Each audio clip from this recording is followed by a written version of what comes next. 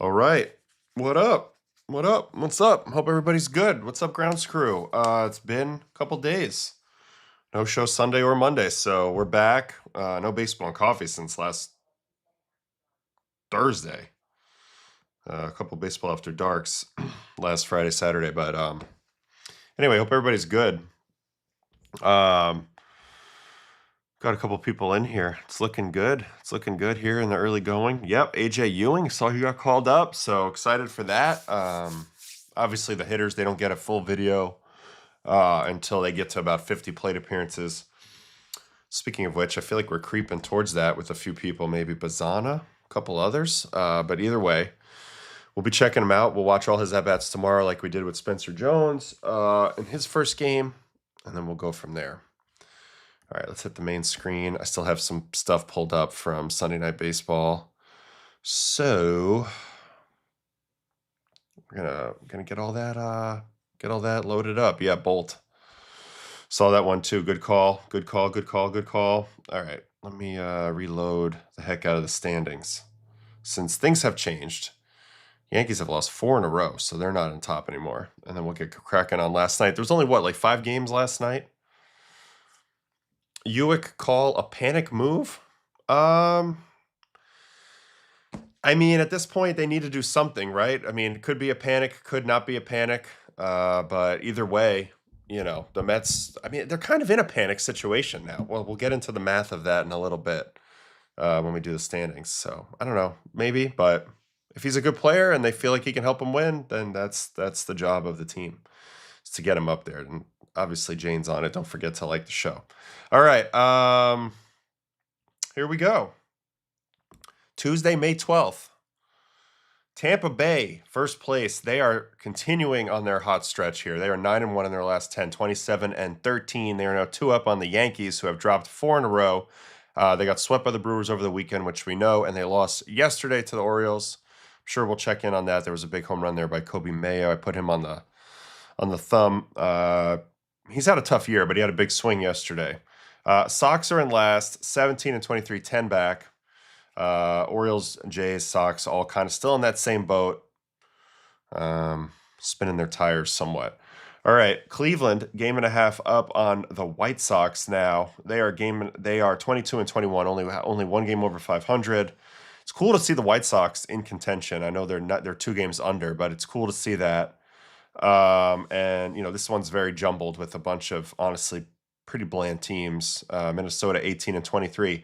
For what it's worth, I still like Kansas City at the moment in this division.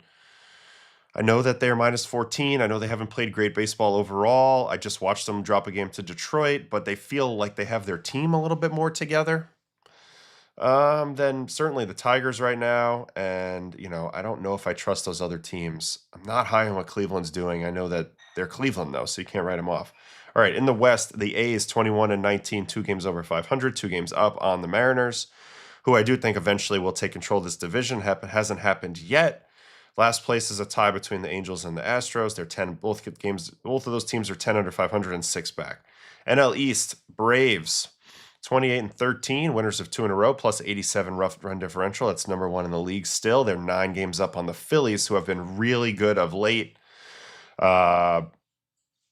They've dug out of it a little bit. They're only 3 under 500. They're 19 and 22 and a 3-way tie for second with the Marlins and the Nats. Mets are 15 and 25. They come home. They play Detroit, who stinks. So if you're a Mets fan, the hope is they can beat the Tigers here and start to crawl back into it. All right, Central. Cubbies, now 3.5 game lead. They are 27 and 14. They are playing great baseball. They have a big series right here with the Braves coming up in Atlanta, which is fun. Brewers are in second. Cardinals are tied there. Reds are in last, tied with the Pirates. Every team's over 3 games or more above 500 in the division. Oddly, though, the Reds have a negative 33 run differential, so they're 2 and 8 in their last 10. They're kind of showing what happens when some of their guys don't hit. Sal Stewart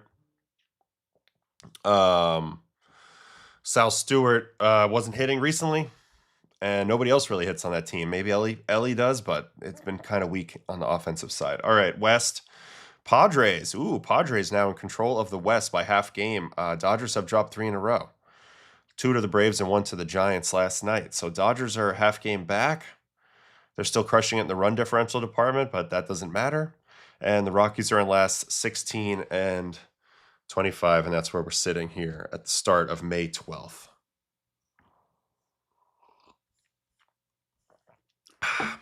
All right. AL is so bad. I mean, it's really embarrassing right now. Just looking at it. Hold on. Just looking at it here. Looking for teams over 500 in the AL. There's 4 of them. It's the Rays, the Yankees, the Guardians, and the A's.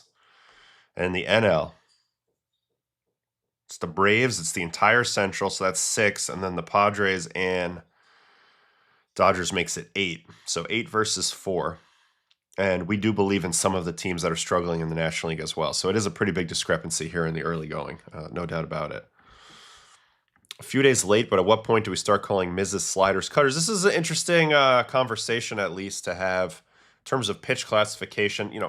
Slider and cutter are probably the 2 pitches that blend together the most in terms of movement.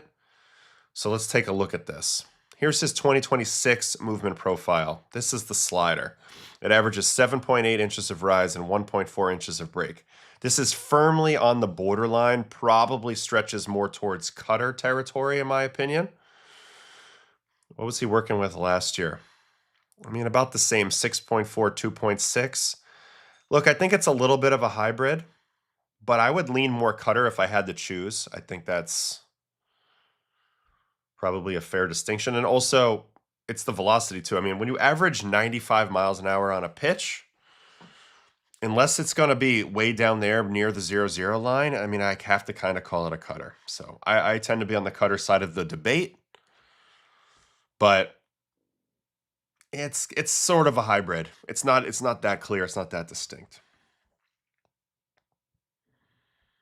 All right, what else we got? At this rate, how many playoff teams will have a sub 500 record?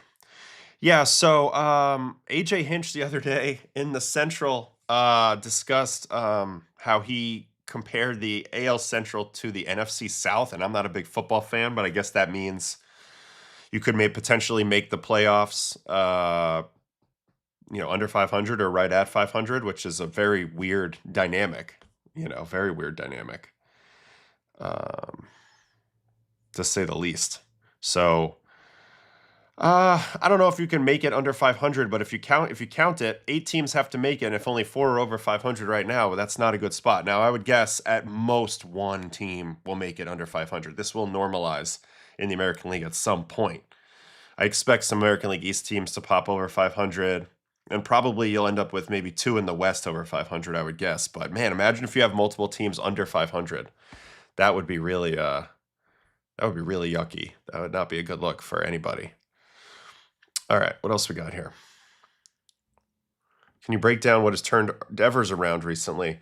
Yeah, I got you, June. Thanks for having me as a collab on the latest video. That was very fun that you put out there. So if you guys haven't seen it, I put it on my Instagram yesterday, but it's up there. Follow June on YouTube for sure. Jeremy Duran calls out Michael Hawley on now deleted Instagram account after comments on Red Sox injuries, more Red Sox drama. I'm not up to date with that. I'm not up to speed with the drama. That's for sure. This conversation reminds me how angry Kershaw would get if you called his slider a cutter. Yeah, but you know why? A lot of times the pitcher Kershaw had a higher release, so he could have more vert on his slider cutter and still have it work as a slider, but it is what it is. 2020, the Commanders made the playoffs with a 7-9 record. All right, let's get into some stuff. Last night we had this is all the games we had. 1, 2, 3, 4, 5, 6. So we want to start with the Giants and the Dodgers so you can take a look at Raffy. I'm cool with that. There's some interesting stuff in this game overall. Sasaki on the mound, so that's always worth mentioning. Vesia had a rare tough one last night. Trevor McDonald, who we actually watched his game recently, came out and did a solid job despite a lot of traffic on the bases.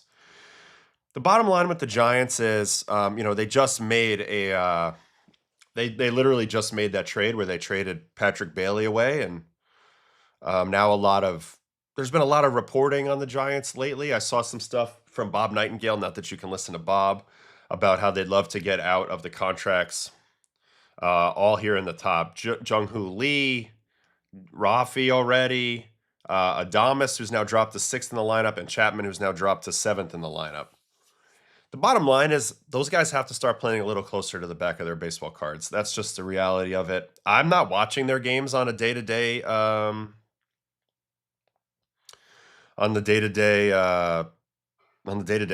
but I have watched some of their games, and early on there was some interesting stuff going on with Raffy in terms of just the way he was moving.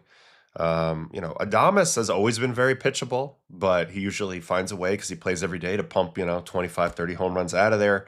Matt Chapman, kind of the same deal. And then Jung-Hoo Lee is just like maybe not a huge impact guy after all. His hit tool is just okay. But we are here to take a look at Rafael Devers first.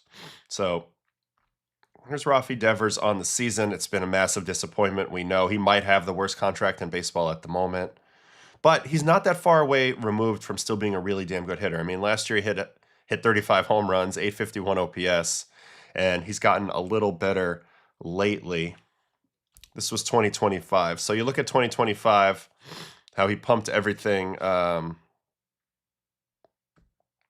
It's not much better lately, but a little bit better on the 50x roll. Like he's getting closer to league average.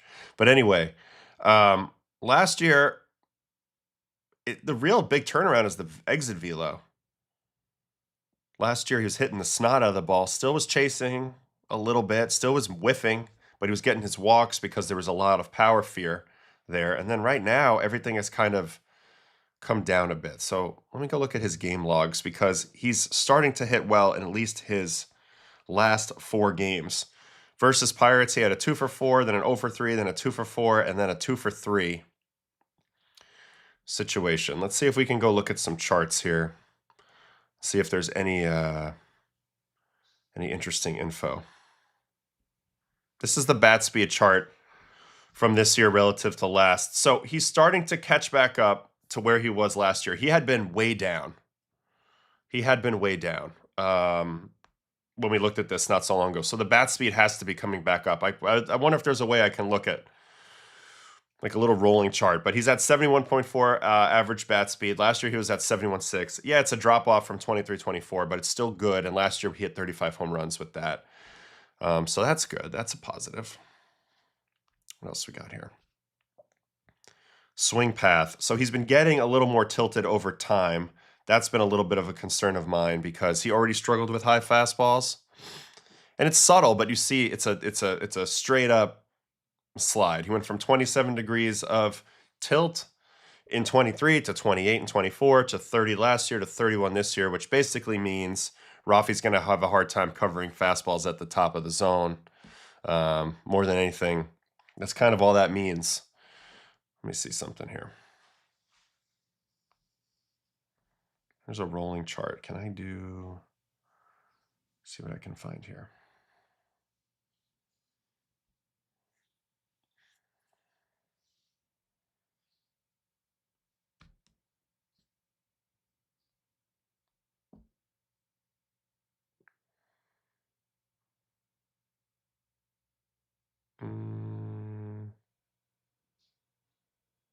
Hold on. So here's the bat speed chart from this year. And yeah, looks like there's been some boosts recently in games, especially the last two in particular. But big part of bat speed is getting your A swing off. And I think he was getting himself in some really bad counts, and therefore he wasn't able to get his A swing off, and that's why the number looked a little droopy. But you can see a little bit of an upward trend. For me, probably starting right around here, April 18th. He has had a couple little bursts. I know this is by game. If you go by month, you probably see it. See, there it is by month. It's clearly going up. So we're on the right track with the bat speed, and he needs that, big time to get back into it. Let me go take a peek at his True Media here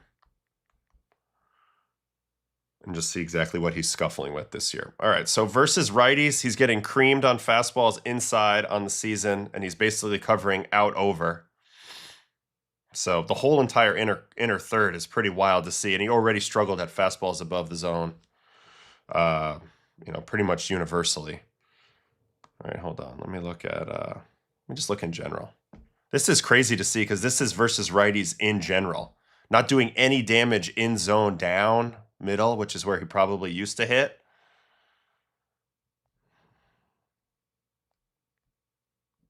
Yeah, like this is 2025's ex-Woba versus righties chart. So it completely flipped.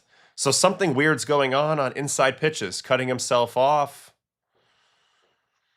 Not hitting the breaking balls the way he normally does, which is something that I would say is absolutely a weird factor.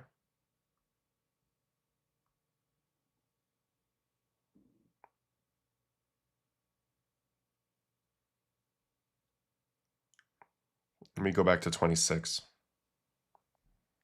We'll watch him in a minute. I mean, this is what's really concerning to me is that in the past, I played with him, don't forget, he murdered off-speed pitches from righties in the zone, and for that to all be blue is a bad sign.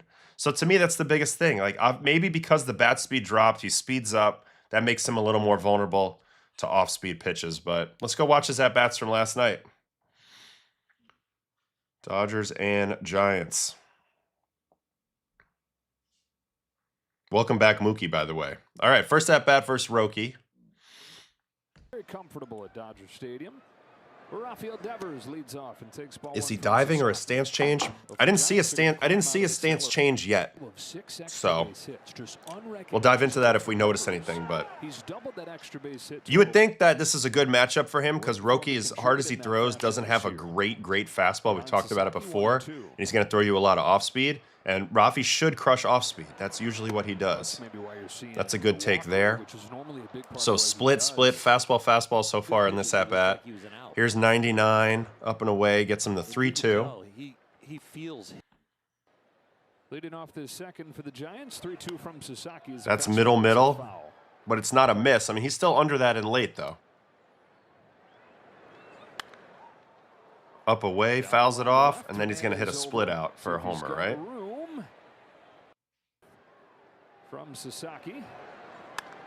And crank it to right center field. Tucker's going good swing. He'll turn and watch it fly, and Rafael Devers finds the seats to start the There's a nice home run right there. 102.7 at 26. He kind of just handed this ball. You can see he's still on fastball timing. And he's out in front of it a little bit and then whips the hands through, which is something that I've always thought he had a very special ability to do.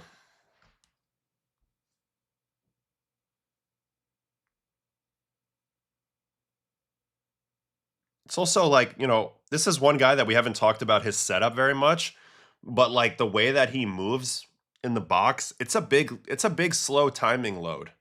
You know what I mean? Like it's just a matter of getting it all synced up, which, with a guy like him, I don't question it because he's been so consistently good over the years. It's like Junior Caminero, I let it go. But if he was a rookie that I was evaluating and he was late on all these fastballs, I'd be telling you he needs to simplify his swing. You know, that's what I'd be telling you, whether that's right or wrong.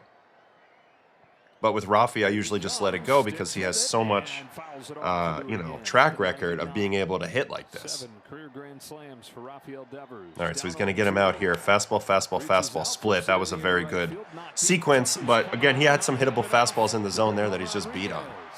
So I'm not seeing a huge difference yet on the fastball, which honestly is a big problem. If you can't hit fastballs in this league, there's a lot of fastballs. All right, here's the third at bat. Fastball away ball, and then fastball hit. This one's 95. Off the plate away, kind of showing how he's got great plate coverage away right now, but he's not covering in. Let me see something with his initial swing with where his foot goes. That's weird. You would think he'd be able to hit in. It's not like his foot placement is super closed.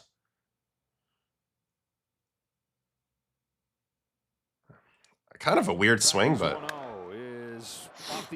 good job by Raff there. And then this is going to be a really good at-bat versus Vesia, where I believe he draws a walk. All right, so slider strike. Four-seam up ball. Vesia to Devers with the 1-1 pitch. Slider ball.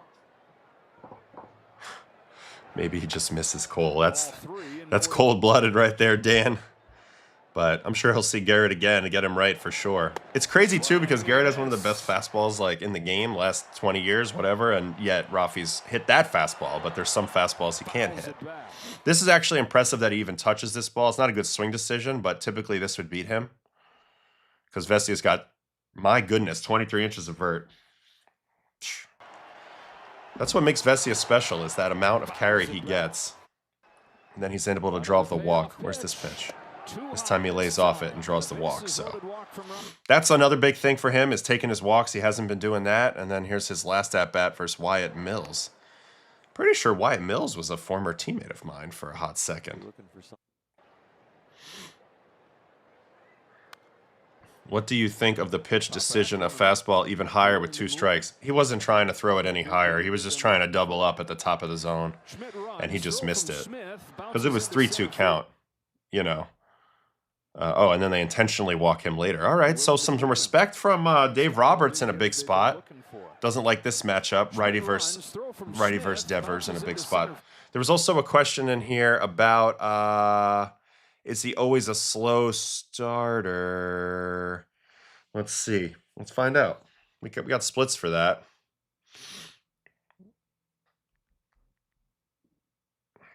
That's Jose Devers. We need Raffy Devers. We need splits. Career. We can go ahead by month. All right, well, first of all, first half, second half. He's been better career in the first half. 868 OPS in the first half versus 831 in the second half. But let's look by month. Yeah, okay. April, March is by far his worst month. Maybe not by far, but it's his worst month for his career. April, March, he's got a 776 OPS. He tends to be white hot from May through July. 945 May, 869 June, 965 July. And then he cools back off again at the end, but it's not that bad. I mean, not that it's bad in any month, but his weakest month is April. For sure. Trying to think.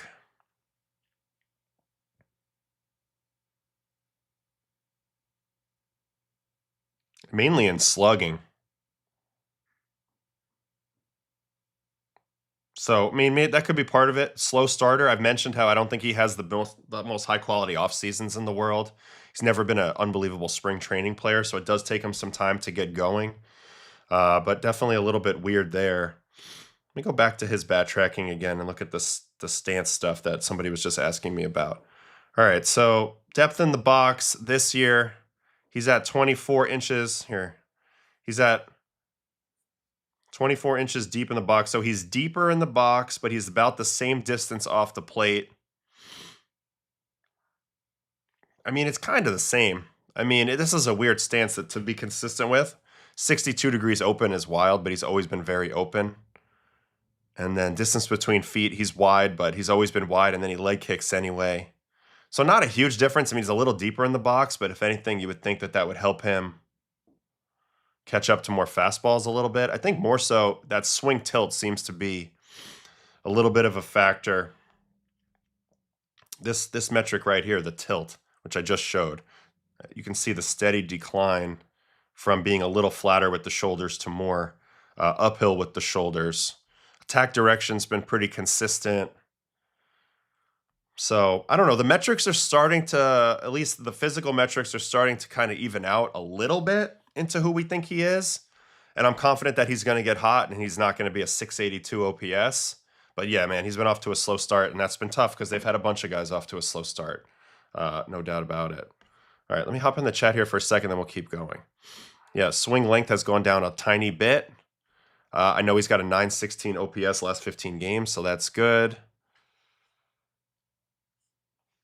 Sasaki looked okay. He's not there yet. Looked better. Used both splitter and forkball. We're going to watch him in a minute.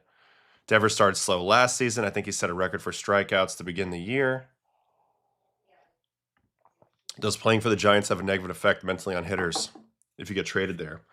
Yeah, I mean, I think there's probably something to it. There's two factors, big factors when you play for the Giants. Number one, the ballpark's pretty big already on its own, especially to right center. They did move the fences in a lot in center, but right center and right field, honestly, you know, when the wind's blowing in off the bay, you know, it's tough to poke balls out of there. But the second part of it is it's cold.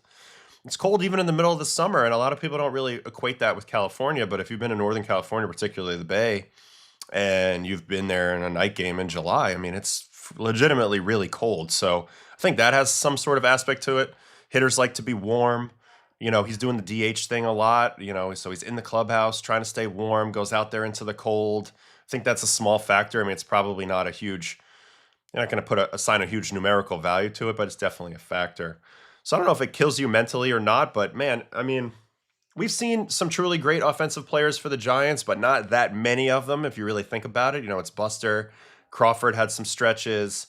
You know, Sandoval had some stretches. Pence had some stretches. Belt had some stretches. But, like, nothing crazy sustained with monster numbers. You know, even Matt Chapman. So, I don't know. Interesting spot. All right, let me move down here a little bit. Oh, yeah, Shohei is another concern that a lot of people are talking about at the plate. So at some point, we'll have to break him down, too. What are some reasons that guys are perennial slow starters, bad offseason habits?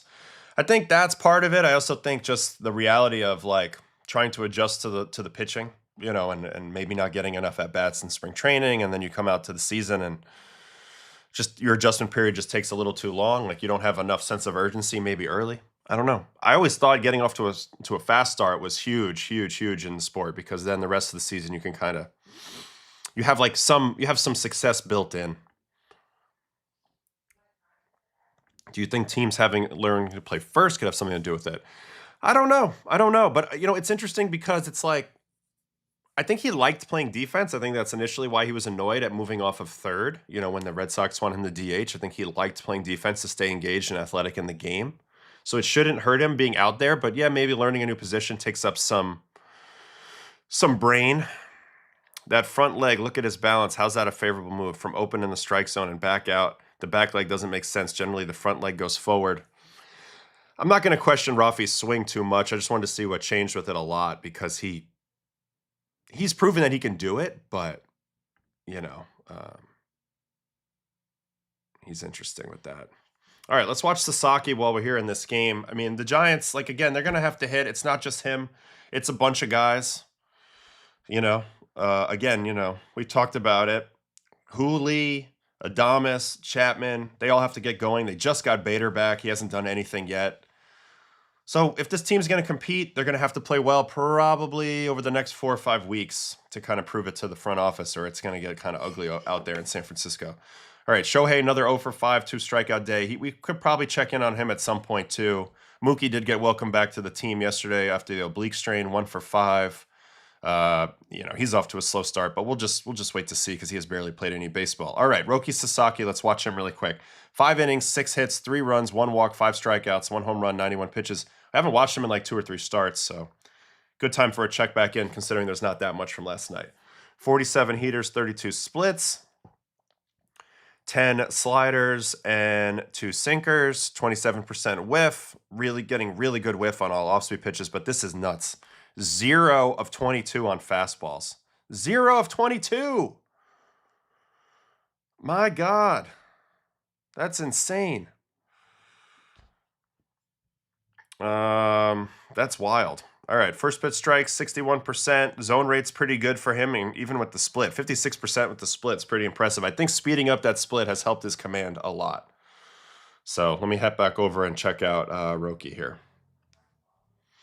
All right, here's Roki's outing. Jun-Hoo Lee, first batter, fastball. Right on it, flies it out to left. Teoscar with a sliding catch. So just keep that in mind, though. 0 whiffs on fastballs for the game is kind of wild. He's got the slider now. I think a sinker is in his future, but haven't seen a whole lot of that yet. Just a touch. Here's a fly out from Arise. That's a good pitch up in the zone to him. And then here is Casey Schmidt, who's now the 3-hole hitter for the Giants, signifying in a lot of ways where they're at. They have a lot of baseball players on their teams with brand names, and for Casey Schmidt to be batting third, they're not in a good spot. So anyway, clean first inning with 3 flyouts for Roki. Fastball played early in this game. Second batter, here's the home run to Raffy. We just watched it on the split, so solo shot. Ultimately, who cares? For Roki, at least. Next batter, Julio Ramos, 1-1 slider. That's a good slider.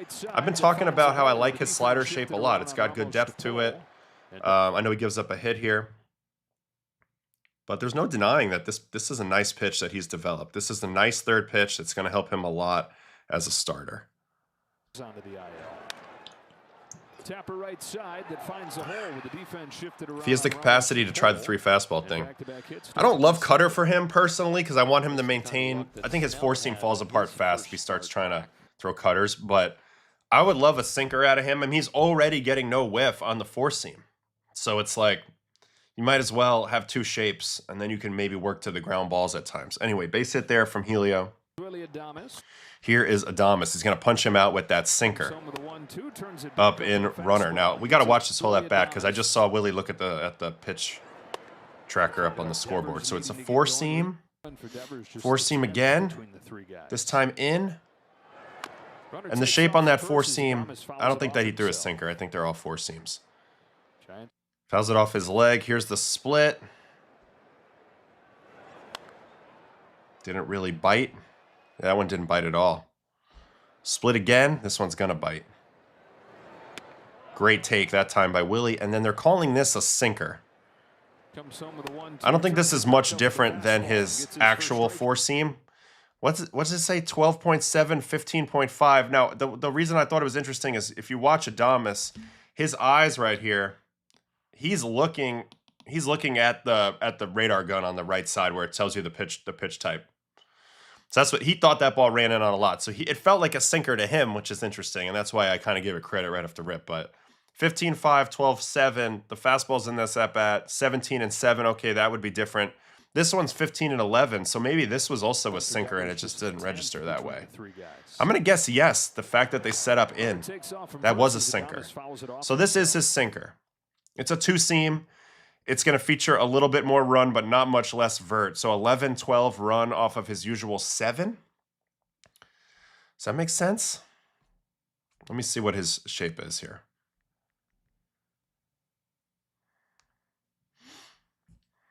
Well, so his average is 8.5. So yeah, I mean, I guess if he averaged like 12 or more inches of horizontal movement on a 2-seam, that would be a legitimate new pitch. I was hoping he'd have a little more drop on it. But anyway, curious to see that. So that's the strikeout of Adames. Gets him with what I would call the throat cutter right there. That's nasty. So that's 1 out in the second. Next up is Matt Chapman. Going to strike him out with a split. Here's a 3-2 pitch. Chapman tries to lay off, but can't. Strike 3. Got him. Did he go? Oh, yeah, you went. You're out. All right. Next up is Harrison Bader. Gets him with the slider. I like his slider. I do. That's that pitch, like we noticed it about a month ago that it got better shape all of a sudden, and I was like, okay, this is a real thing. This is a real thing. It's the rookie It's catcher, not Jesus Elio, Rodriguez, or who is got it? the third. Is it full Elliott? Elliott Ramos? I thought it was Julio. That's a leadoff walk. All right, 98 in for a walk, although that pitch might have been a strike, huh? That was a strike, so he gets kind of screwed with this last pitch of this at-bat for the leadoff walk here. What a weird stance from Rodriguez. You want to talk about a weird setup. I've never seen Rodriguez, the new catcher for the Giants, but look at this stance. Gets his hands in a good launch, but that's weird. All right, back to the top of the order, and it's Jung-Hoo Lee. Here comes a split. Takes off. D bats him. And that kind of threw Will Smith off, so he had to go get rid of it. Look at this swing. Look at Jung-Hoo Lee's bat. Is it coming right at you? D-batted.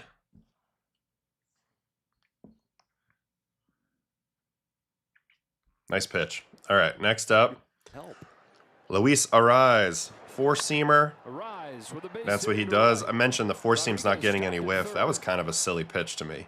2-0 four-seam down in to Arraez. So first and third, one out. Now he's going to go ahead and hit Casey Schmidt with the first split.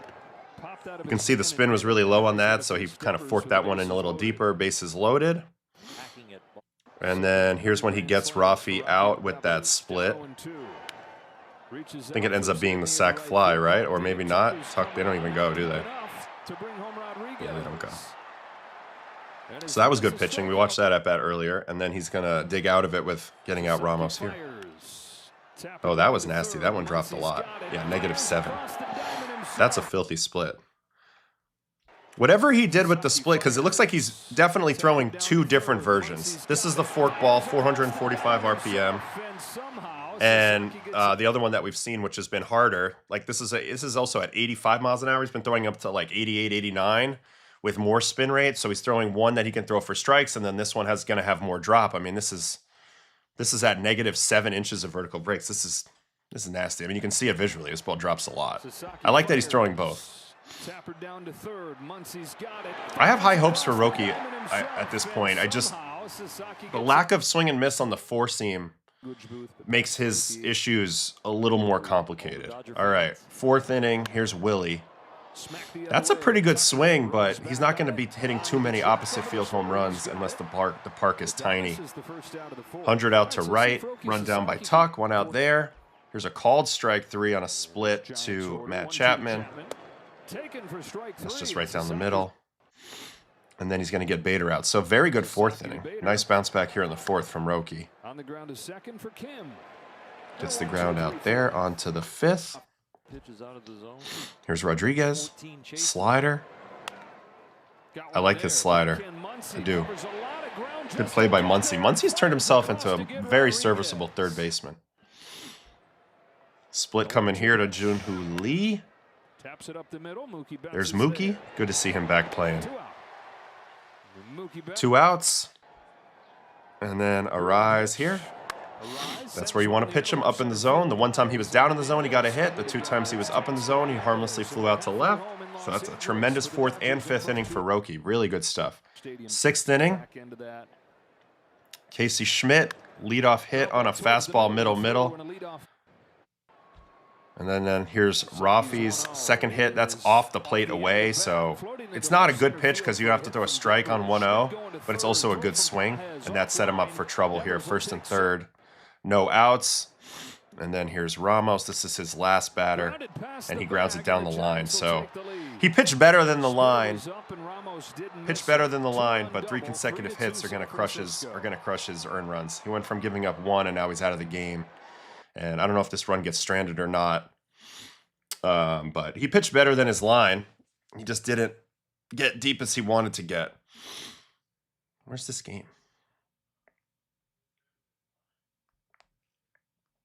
He ends up with the 3-run run. So Trinan did a good job not to let it be a 4th run. But I don't know. I think he's looking a lot better. I'll say that. He's trending. The big issue with him, for me, was, number one, when he was just throwing the fork ball, he couldn't command the zone. Now that he's throwing kind of a hybrid where he has 2 different splitters, his zone rate's really jumped up with the split, so now he can throw more strikes. That's good. And I also really like what he's done with slider. So I know he's got a 5.88 through 7 starts, and it hasn't been a success yet, but he's making tangible strides forward.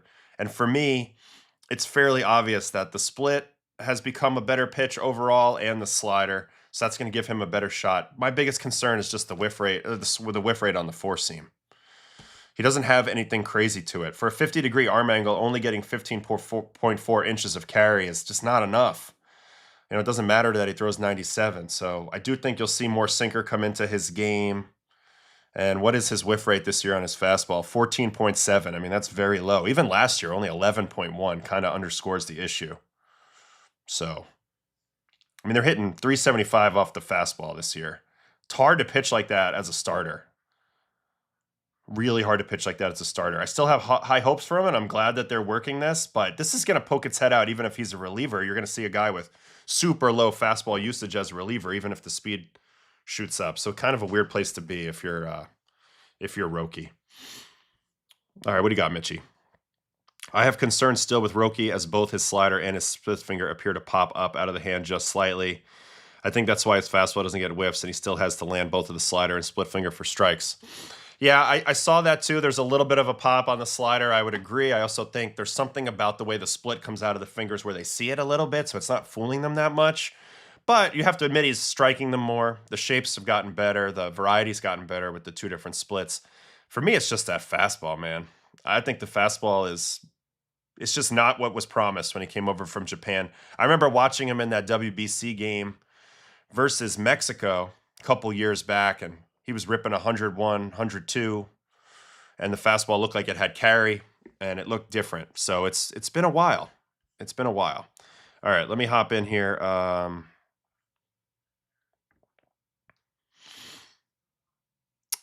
In here, blatant respect. Is his fastball considered dead zone? It kind of is. It kind of is for me. Yeah, because when you take the arm angle into account, 15.4 inches of induced vertical break on a four seam it's just not enough. It's kind of bland, and 8.5 inches means that ball feels very straight. Plus, we've already talked about his low spin rate. So yes, in a way, I think it's a dead zone four seam. I have to say, unfortunately. Roki should ask Shohei how to develop his sinker. Dan's saying he needs a pitch moving left. Yeah, he doesn't really have anything moving left. I don't know if he'll be ever be able to create anything really moving left that well, but that's why I haven't been all in on like sweeper or anything like that. I know he had a curveball at one point when he was younger, so I don't know. Hard to say. I think the slider's gotten better for me. I'm going to say the quiet part out loud. He was sitting 99, 100 in Japan. That's just gone now. That just never lasts anyway, Phil. I mean, it just never lasts. There's a handful of guys that can do that. So if you can't learn to pitch with 96, 97, it's going to be tough. Gonna be tough. Can Roki abandon this fastball? That's why I think sinker might be the play, but the sinker's going to have a dead zone shape too. So we'll have to see. We'll have to see what they go with it, you know? Pretty sure last year he threw a sweeper and it got crushed. Yeah, he did. 11.7, 2.3 last year. What was the results on his sweeper last year? They weren't that bad. They weren't that good either. He got some whiff on it. The xwOBA was actually pretty good on the sweeper. Interesting that he stopped throwing it. But I don't know if this is the key or not the key. But my concern is that fastball, big time. It's been really bad. I don't know what else to say. If I were him, I'd be worried about my fastball. I'd be like, damn, how do I pitch with this thing? You know what I'm saying? Do hard hit balls have a limit? Like if you hit 96 EV and 60 launch angle, does it still count as a hard hit? It does. Barrels have more of an adjust. Like barrels have to be in an optimal launch angle combined with velocity to qualify. But for hard hit, it could be any direction. So that's like a little bit of the fugazi when you're looking at, a guy like Tatis, who I'm not going to like go into Tatis right now much. But if you look at Tatis, he's got 98% hard hit, 58.3% hard hit. But if you look at his launch angle on the season, he's at 2.8 degrees. So that's basically a ground ball every time.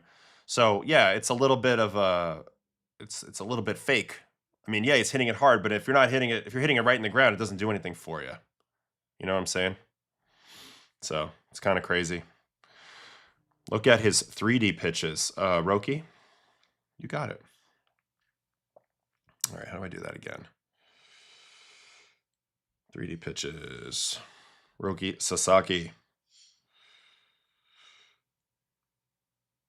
All right, let's just, this is like a couple, when's this game? That's in May. So they don't have last night's game up, but let's just look at him like in and at bat.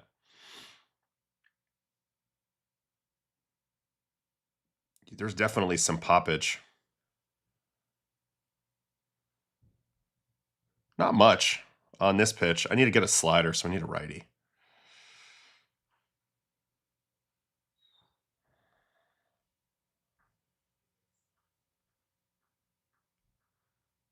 Yeah, little poppage on the slider. Good call, Mitch. You see how the see the yellow line, which is the slider? Initial trajectory out of hand, slightly up. So that could be a factor too. They're just able to identify a little bit at times pitches right out of the hand. Like there's a little bit of a lack of deception right out of hand for Roki. That could be what's going on a little bit.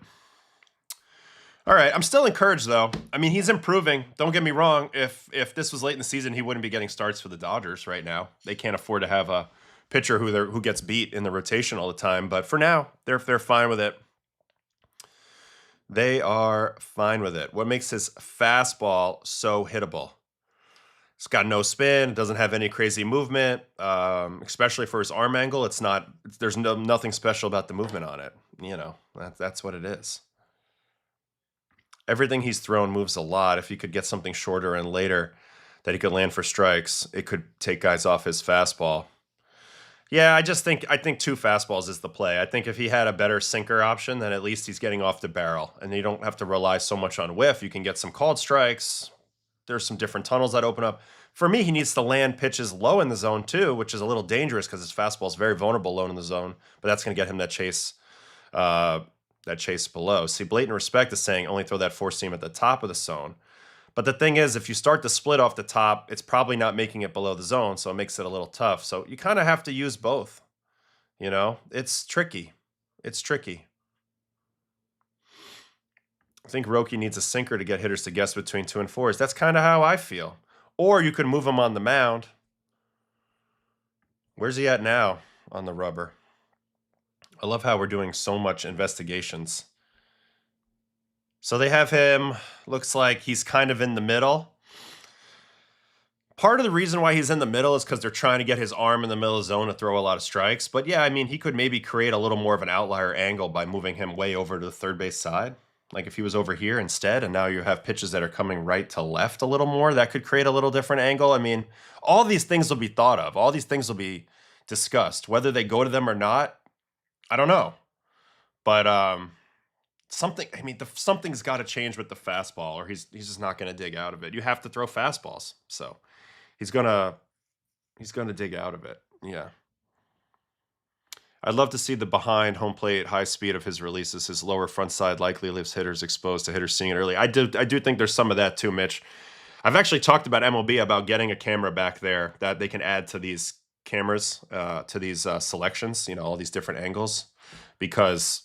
And they said that they think that's coming, which will be really useful, not only on the show, but just in general. So that's pretty good. How good is Mark Pryor at pitching coach? I've heard nothing but good things. I mean, they've had plenty of success out there, so I have no reason to think he's not great, even though I don't know him personally. Could a full windup help his velo? I don't think so. I don't think there's really any correlation between windup and fastball velocity, despite what a lot of people think. Who is the best pitching coach in the game? This is a good question. We're about to look at something else, but let me think my quick thoughts on that. Now, granted, I haven't worked with all of them, but certainly Matt Blake is in the conversation. Ruben Niebla is in the conversation. Pete Walker is in the conversation, I would say. You know, I'm biased towards Jeremy Hefner, but I don't know. Tommy Hotovy is well respected. That's a good question. Mike Maddox is a good answer. I mean, he's had so much success a lot of places, so he's a little bit old school, but all those are names that immediately jump out in my head, at least as guys that are pretty good. Carl Willis is another one. Yeah, Brent Strom, I thought 10 years ago was ahead of the curve. Not sure about anymore, but yeah, pretty good. What do you got? My boy from Colorado, Elon, right now. Okay. I did see this. Lance Brzezowski's on Orgs chasing fastball shapes.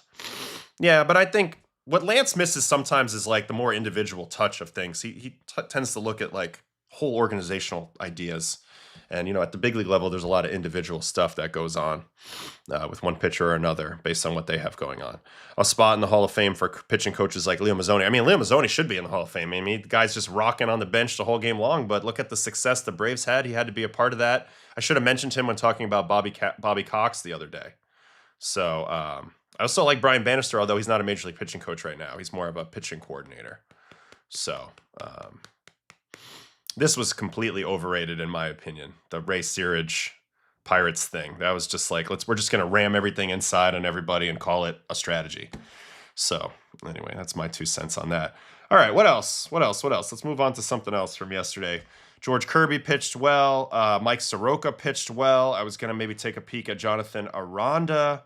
He was in the chat. Let's look at our sorter from last night. These were the heroes from last night offensively. Andres Jimenez with a 2-home run game in a loss. Aranda was somebody I wanted to look at. Coby Mayo. Pitching-wise, Soroka. I think maybe we should go to Soroka pretty soon because he's a fascinating one. Manoah is a guy who actually gave up no runs last night, so I was curious about that. George Coby, only 5 innings but 1 run. Let's go look at that. Let's go look at Jonathan Aranda for a minute.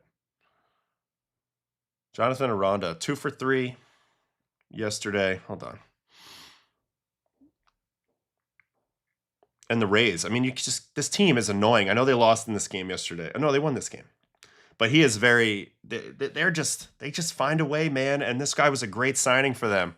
Out of Mexico, Jonathan Aranda, 2 for 3, 3 RBIs last night with a home run, 858 OPS. This guy has done nothing but rake since he's been in the show, especially the last 2 years.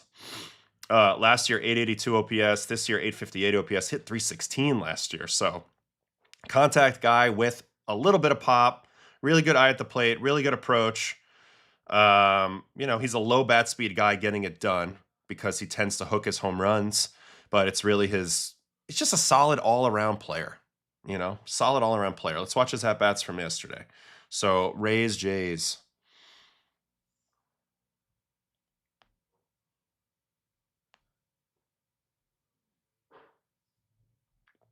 Tough day for Gauzy yesterday, huh? Didn't pitch as well.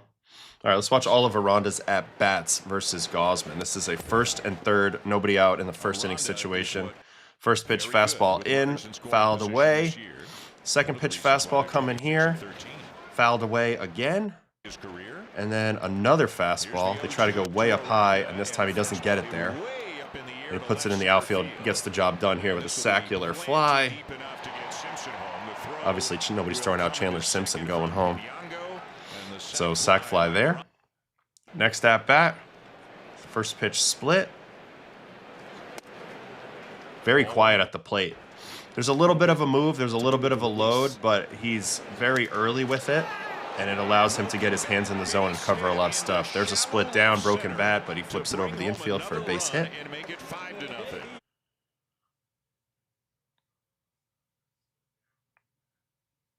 Man, that bat got shattered. With the release. But he's not trying to do anything there. He knows a single will get the job done. Man on third, 2 outs situation. So he's not a guy who's always going to take his A swing. He just knew a single was what was taken there. That's part of the reason why I like Aranda, and it's sort of the Rays style. They have a lot of guys that you don't want to face with 2 outs and runners in scoring position. Yandy Diaz, Chandler Simpson, definitely Aranda. It's funny because Caminero is more of their big-time swinger, but other than that, they take a lot of very calculated swings up there, which again kind of sets them apart from a lot of other teams. All right, third at bat, he's going to homer off Gauzy. So first at bat, he got spammed with fastballs. Second at bat, he got some splits. All right, fastball there. Here's another one. Jonathan Aranda's got a sac fly and an RBI single. Pitches, a string of lefties coming soon. Spits on the splitter there, and then he's going to catch him on a four-seam. We'll see about that. This is his left-handed hitting lineup.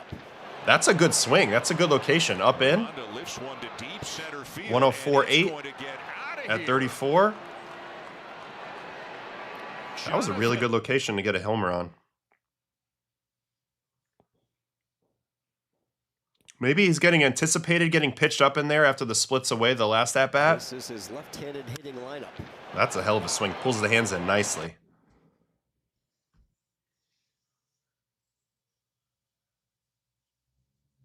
Nice swing there from Jonathan Aranda. So look, like at the bottom line is you have to take the Rays seriously. Here he gets hit by Fisher. Gotta love that. They are now 2 games up on the Yankees. Boy, that looked really bad. Are they mad at Aranda or something? This looked really bad. Gotta love that. Gotta love that.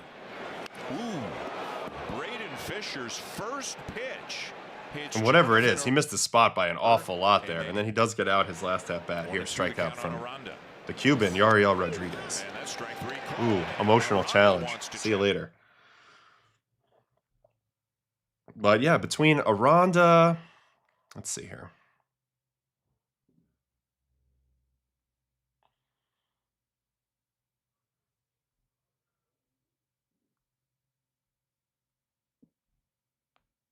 So, yeah, between Aranda, Yandy, and Junior, their stars are hitting. It's kind of the opposite of the Giants. They have 3 big guys that have to hit. Those guys are hitting. And again, they mix contact and power. Very Blue Jays-esque from last year. And then they have the whole platoon squad below them, which guys who aren't going to look great on these, but like in their individual matchups, they're very successful. DeLuca versus lefties, Williamson versus lefties, Chandler Simpson. It's never going to look good on this, but again, he's hitting .314. That's very useful. Taylor Walls is a great defender. Like, no matter what, the Rays have a specialty with every player that they have. You know, whether it's defense, whether it's contact, whether it's matchup, strength of matchup in a platoon split, a lot of different things like that. So it's part of the reason why they're good, but I wanted to shout out Jonathan Aranda and his very steady hitting that's been huge for the Rays as they are now in first place. So wanted to check on that. Let me check in on the solo shot.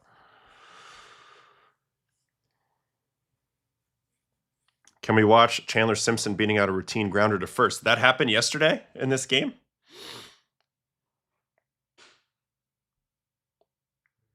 Oh my God. Chandler Simpson singles on a soft liner to the pitcher. What happened here? There's a good split line back towards Gausman. Oh my God. Look at the pressure that put on Gausman right there. First of all, he almost catches it.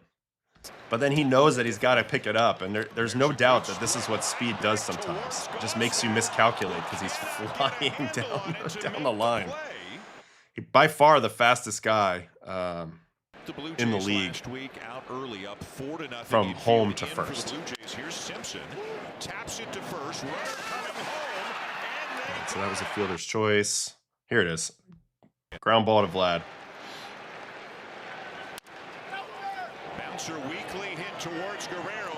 I mean, just put it in your pocket. You're never going to get him. He's the fastest in the league from home to first. That's what I'm talking about. This guy's an annoying player.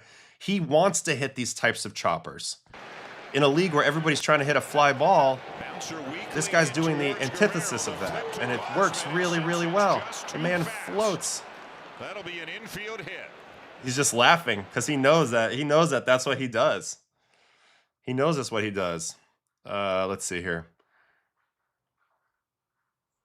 Home plate to first base. There he is. Ooh, he's tied with David Hamilton. Wow, I didn't know David Hamilton was right there, but the only 2 guys under 4 seconds in the league, Hamilton and Simpson, 3.99.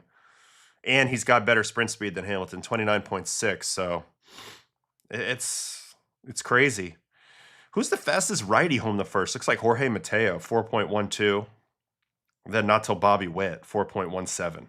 But that's a sizable gap. That's almost 0.2 of a second faster than Bobby Witt to first, Chandler Simpson. So anyway, thanks for that in the chat. That was interesting. Can the Blue Jays turn it around? Yes, they can. They have plenty of talent on the team. We know that the offense is at least at some point going to get pretty hot. I like their bullpen now. I mean, now that they've got it reorganized, I still believe in it quite a bit, especially those main three. The rotation's been the biggest thing, just a lot of injuries. Hasn't been able to really get going yet. I do believe that they'll turn it around. They'll be a above 500 team and a playoff team, but they have not played well to date, so it's pretty crazy. It was a tough day at the office. That balk and Simpson manufacturing a run on his own didn't help. Happy hit 2K. He did hit 2,000 Ks. That's pretty cool. Hey, Twin. What's up, Twin? What was your favorite pitch to throw? I don't know. Probably a backdoor two-seamer for Freeze. So that's pretty good.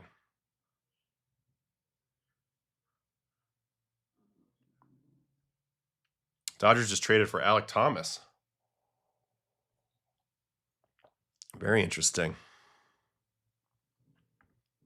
Baseball's the best, Spirit of Montgomery. And we have some really great stuff going on around the league right now. So it's a great time to tune in on the daily and check out what we're watching. When I saw Gausman hit the 2,000 strikeout milestone, I was kind of stunned. It was kind of an under the radar since he had so many seasons in the middle where he had low K numbers. Yeah, 2,000 strikeouts is no joke. That's 10 years of 200 punchies, right? So that's major work out there.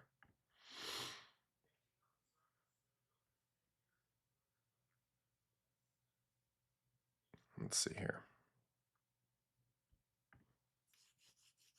Yeah, Willie Mays Hayes. Willie Mays Hayes. Tony Campana. Oh my God, what a name. Blast from the past, Mitch. That's a guy I used to face in the minors with the Cubs. That guy was so fast. Is Shane Bieber doing back soon? I don't know. I hope so. They need him.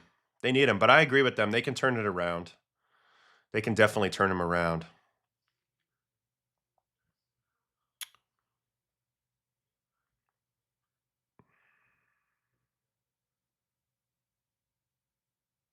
DeGrom was the fastest to 1,900 Ks since Nolan Ryan.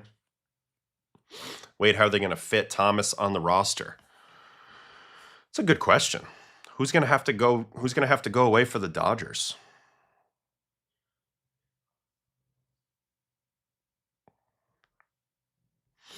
Currently in their outfield, they're rocking Tucker, Teoscar, and Pajes. Those guys aren't going anywhere. Obviously, Shohei's DHing. So Alex Call might be in trouble here, or I don't think they're going to. Well, they kind of have a redundant middle infield backup situation with Espinal and Rojas. So I could see Espinal getting the boot here. I could see that happening, potentially. What do you guys think? Maybe Espinal?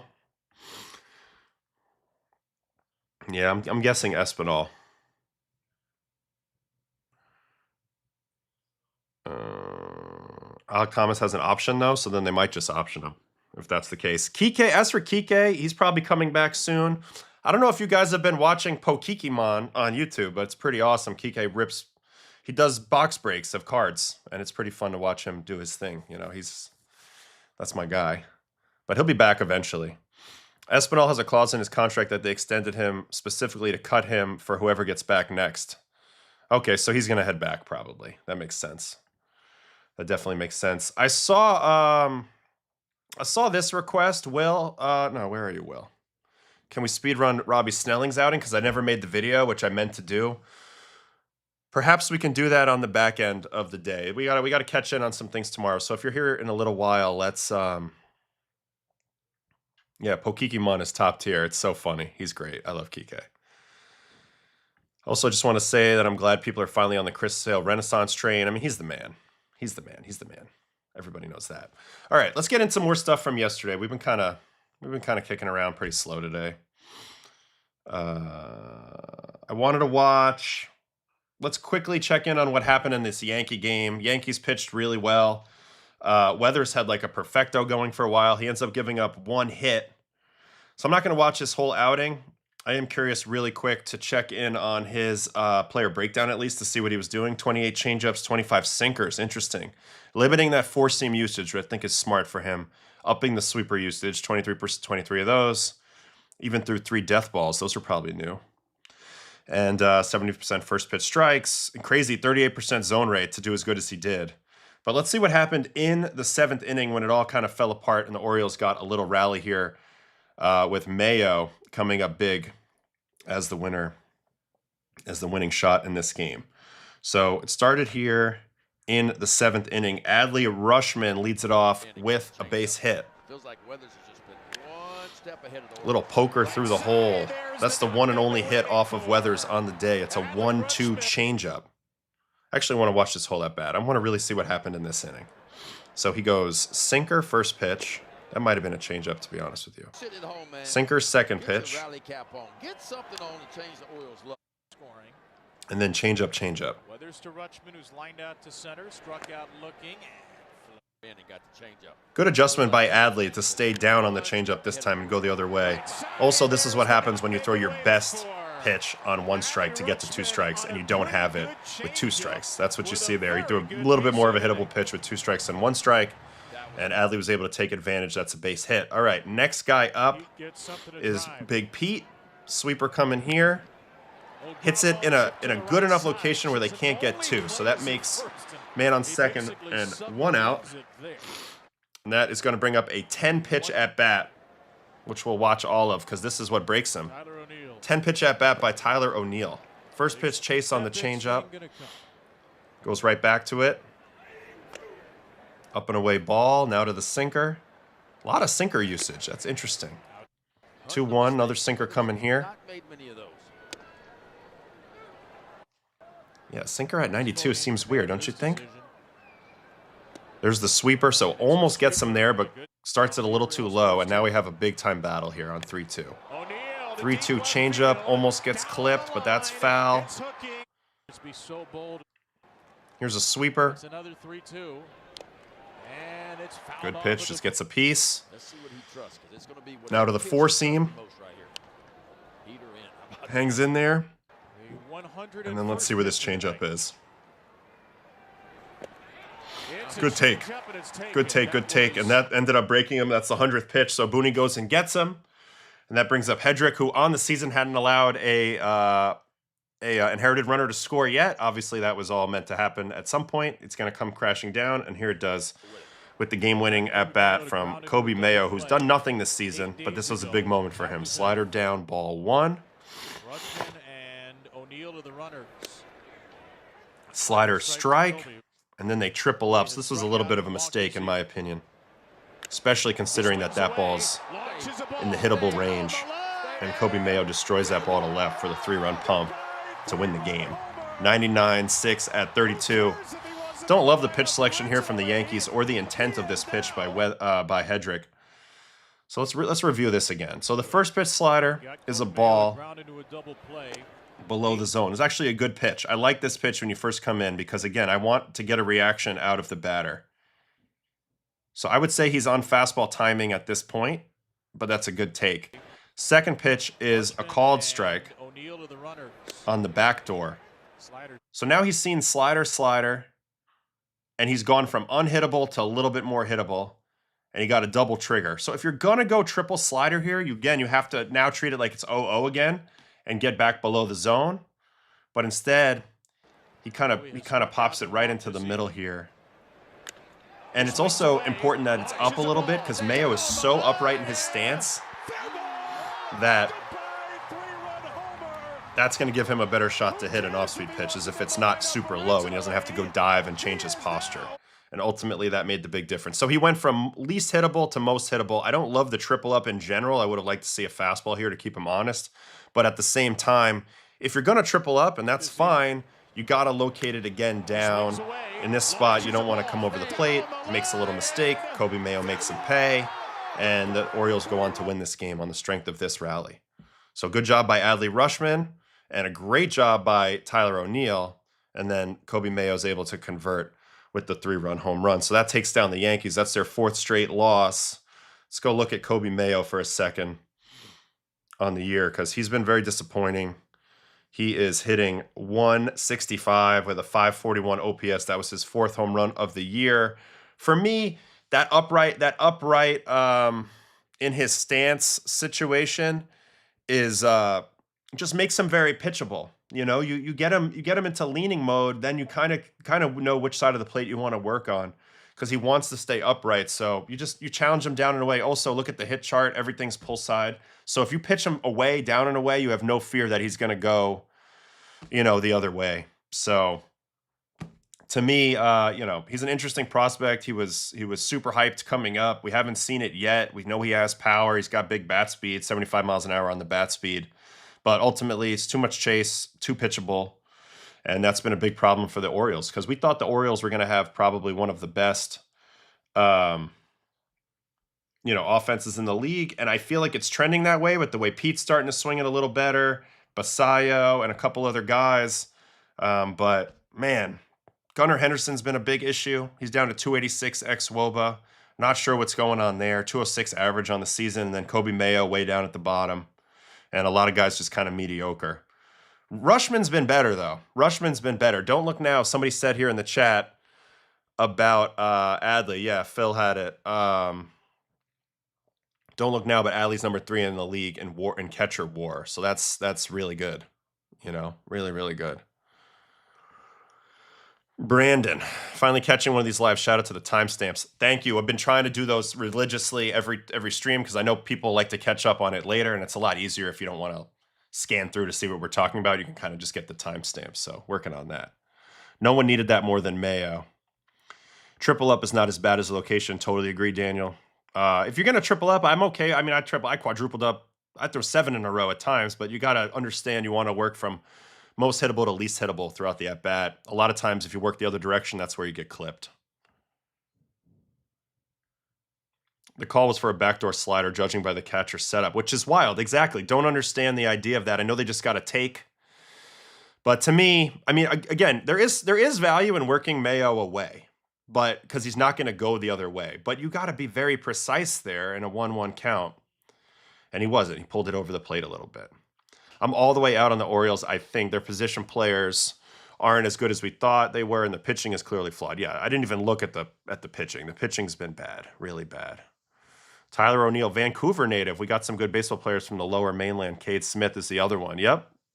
The Pacific Northwest into British Columbia, obviously. Nick Pavetta, James Paxton, Justin Morneau, some of my guys. Yeah, you're right. It's zone contact for the most part with Mayo. But again, I just think he's so pitchable. Yeah, we watched Kendry like a week or two ago. He's been okay since he's been up. I like his stuff, though, for sure. And at least Adley's back, and so is Pete. Gunner's 2024 starting to look like an outlier. Should we take a second to peek at Gunnar Henderson? I think we should. I think it's time to investigate the man who I thought was headed towards a potential MVP. At one point, him and Bobby Witt were neck and neck for the most electric young player in the game. Both shortstops. He looked great in the WBC. There's a lot of things that I've loved about Gunnar over the years, but admittedly, last year was a bland year for him. We expected more, 787 OPS, 17 home runs, and this year he's down to 674 OPS at the moment. So first thing we'll do is we'll just go see what's changed in these metrics. Bat speed's down, 76th percentile versus 91st before. Chase rate has completely eroded. He was really good the first 2 years. Look at that. 64th percentile, 84th percentile, 51st last year. Now he's down to 22 percentile in chase. That's the number one culprit. He's swinging, he's pressing. Definitely pressing, and that's eroded his walk rate. So again, like no matter any way you slice it in baseball, you have to swing at strikes and take balls. You see it in the overall swing percentage too. He's up to almost 50% swing rate, which is above league average, and almost 4 percentage points off of his career average. So that's a big deal. Pitchers are working him more to the edges because he will swing. You see the meatball percentage has gone down too, which means the guys aren't forced to come into the zone nearly as much. Yeah, and that chase percentage, 35%. So let's go look at his batting stance stuff and see if there's anything with that. Bat tracking. All right. Bat speed's still good, so I'm not terribly worried about that, although it's lower. But again, I just don't think he's getting himself into a lot of good counts. So that's part of it as well. Batting stance, any change there? Virtually no change. He's a little bit more on the plate, but virtually no change in the stance. So no culprit there. Not seeing the ball as deep, though. His average intercept point is pretty far out there, 8.1 inches in front of the plate. All right. Swing metrics. So he was already tilted before, so I don't have a problem with his swing tilt. It actually came down a little bit, went right back to 31. That's fine. His best year was with 31. Attack angle is a little weird. So coming up through the ball at 13 degrees, league average is 10. He's been sitting in the 8 to 10 in his earlier seasons. So something is a little funky with his swing right now in terms of attack angle, the way he's getting through the ball. Also, you can see I mentioned the pull side. Somebody got to him and tried to tell him to pull more balls is what I'm assuming happened here with his intercept point. And maybe he's a guy who didn't need to do that, and that's throwing off his swing decisions. Trying to make choices a little bit too early, and therefore he's making some bad choices. He's catching the ball way more in front. His 2022 cup of coffee had a 17.8% O swing. Now it's 35%. Zone swing rate dropping combined with O swing rate rising is never good. And I'm guessing it's because he's making an effort to try to pull the ball more. Again, anything you do that takes away from your swing decision time, right? Like we know that there's a commit point that you have to commit to swinging or not swinging. He's pushing that point a little closer to the pitcher, which means he's having to commit earlier. And part of that is because he's looks like he's actively trying to pull the ball. So that's costing him a couple of tenths of a second on his decisions, and that's probably manifesting itself in the level of chase. That would be my guess. I think that's the biggest thing I'm seeing on the metrics. I mean, not that I've watched a ton of his at-bats, but pretty certain that's what's going on here. So it was fun to take a quick little look at it. If someone went up to him after the 2024 season, told him he should change, they should be fired. I mean, maybe again, it's attempting to make a level up to like become MVP or something. You get convinced, oh, if I pull more balls in the air, I could hit 10 more homers, and you start doing the math and it makes a lot of sense. But sometimes that takes you away of what made you really great before. I think we're seeing that a little bit with Tatis the other way. Tatis is saying, I want to use the whole field. But he only hits homers when he pulls them in the air, and so now he's losing that. So, it could be you need to find a happy medium out there with this stuff, and I think for him, it's messing up with his swing decisions. Of course, pulling the ball air is a good thing generally, but if it messes you up to the point where you're swinging at balls, it's a problem. Classic field versus real. Everyone know and their mother knows pulled fly balls are good, but some players can't do that when they're actually trying to do it. Pull air plus hard hit equals a lot of home runs. Yes. Maybe he was trying to put the team on his back last year, seeing everyone else struggling. I think there's an element of pressing probably too. I mean, that you're the guy on this team, so I think that's a little bit of a factor. All right, let's move on from that. I want to watch Mike Soroka because he's been pretty good this year. There he is, 6 1/3, 3 hits yesterday, 1 walk, 5 strikeouts, 89 pitches versus the Rangers. This is Mike's season so far, 8 starts, 3.53. So this is the best sustained run he's had in a long time. Now, Soroka completely changed his mix over the past few years. He's gotten lower. There's more four-seam in his game, but he's always maintained pretty good command, 6.5% walks. So that's another Canadian for you. But I've been impressed with his evolution over the past few years. Very smart guy. 33 slurves, 22 fastballs, 13 changeups, 12 cutters, and 9 sinkers. Very diverse mix. 47% whiff on slurve, as that was his primary pitch, and rightfully so. It's been a very effective pitch for him. So, all right, Diamondbacks and Rangers.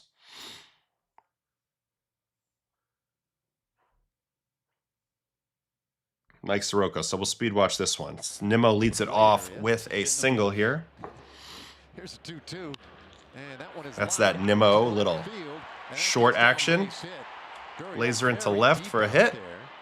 So leadoff man on. Next up, Ezekiel Duran, sinker in. That's also going to get up the middle. So first 2 batters of the game are on base. Let's see how he works out of it here in the first inning. Corey Seager goes right to that slurve. Still for 4 against him. Gets him on the ground. Bobbled, so they only get the one. So second and third, one out. Let's watch this whole at-bat versus Josh Young. Sinker in, hard in, off the plate, slurve off of that tunnel for a called strike.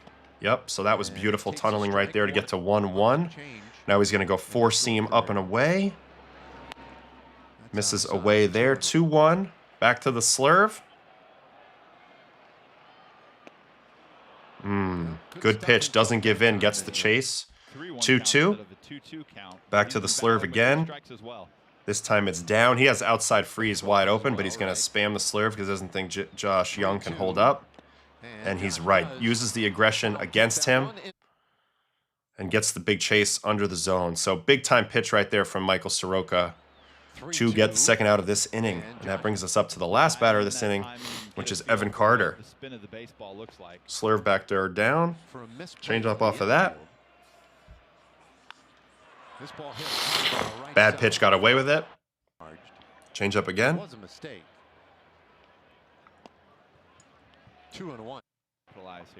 Ooh, challenge heater, 2-1. Man, middle, but I think the low release has really helped his four-seam play a lot. So he's under that, and then back to the slurve to get through the inning. 3,000 RPM. This has been a massive pitch for him, and he's able to get through the first inning unscathed. So good job there. Obviously leaning on the slurve when he needs to. All right, second inning. Jock Peterson, leadoff four-pitch walk. So definitely not sharp early, but it looks like he gets it together. 0-2 change up here. Nolan 1. That's it to Perdomo. Then a strikeout of Berger. That slurve's a nice pitch, and it's a strike him out, throw him out. So that was beautiful. Ozuna, you're out. Why do you think that you're safe? I don't understand. That's crazy. Anyway, when he gets his slurve into this area on a righty, it's money. And that's what he does right here. There's different ways to hit. It's got good two-plane break. It's a good pitch. A lot of spin. I like his slurve a lot. All right, third inning. Kyle Higashioka, four-seam at the top. I've mentioned that's been a big deal for him when he dropped his arm slot. It allowed him to play the VAA game. He's smart enough to utilize that, and it's made a big difference in him. If you recall, he was way more over the top when he was younger with the Braves. Change up down, gets the ground out there from Nims. 2 outs there. And then a strikeout on a sinker to Duran. In off the plate, nice pitch, very nice pitch. 20 inches of run on that, so really solid. Starting to feel it here as we go to the fourth. Here is Seager. Cutter up, popped up. That's beautiful. You get Corey out on a first pitch swing. That's just good location at the top. All right, Josh Young again. Sinker in, grounder. So this is his efficiency plan here. Cutter at the top versus lefties, sinker in versus righties. And he ends up having a very quick 6-pitch fourth inning. Gets Carter to reach.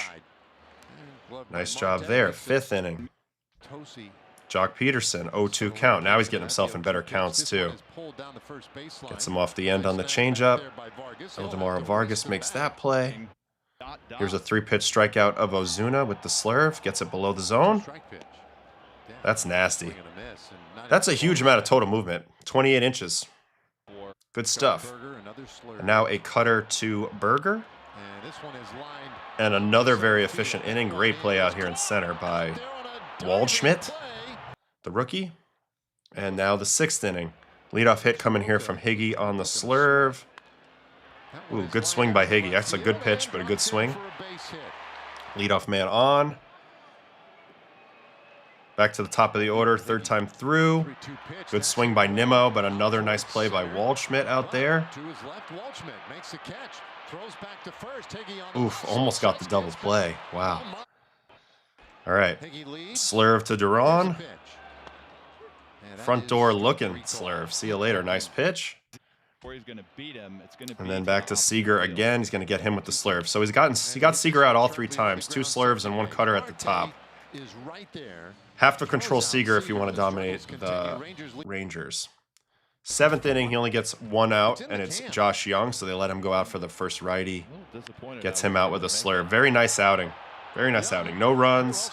Rebounded from a little bit of a sticky situation in the first to be very, very efficient the rest of the way. And he's been a big deal. You know, Diamondbacks are hanging around a little bit, trying to stay in contention. Soroka's been massive. Him and Eduardo Rodriguez have been massive because Merrill Kelly's been Strug City until his last start. And you know, it's good to see 89 pitches. So I'm just happy to see him come back. He had some tough injury stuff early in his career. He was a very promising young guy. And to see him kind of come back around is good. I mean, he's only 28 years old. So he still has more time, and he figured it out. That looked like it might be the slurve grip right there, huh? What do you think that is? That's a weird grip. I got that being the slurve. Anyway. All right, let me hop in here.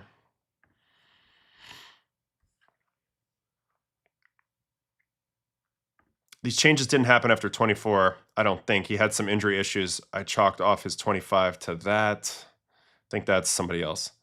Shout out to Mike. That strikeout minus walk rate is really carrying his profile. He's always had good command, but he never had any whiff when he was younger. So going to the low arm slot VAA pitch and then figuring out this slurve, tapping into some spin rate, big changes for him. He was such a pitch to contact guy. He had a float changeup when he was younger. Sinkers and float changeups. His changeup had more vert than the sinker, which was a weird combo. You know? I'm going to get wild here. If the Rangers are out of it come July, they should explore trading Seager. Still has 6 for 189 left on that deal and only a limited no trade clause. They don't seem to me like a team that's very interested in rebuilding. They also just took on a 5-year contract of Nimmo. I agree Seager's a big piece for them that could probably could move that. But I don't know. I think they're going to continue to try to compete, and I don't think they believe their division's so brutal that they can't compete with what they have going on. They just, you know, I think this is a big issue. They haven't hit much the last 2 years, particularly with RISP, runners in scoring position. 26, 5.4 release H and negative 4.4 VAA, 25, negative 4.7, and a 5.7 release height. So you see it right there. The release has changed. But if you go look a little bit further back to the arm angles over the years,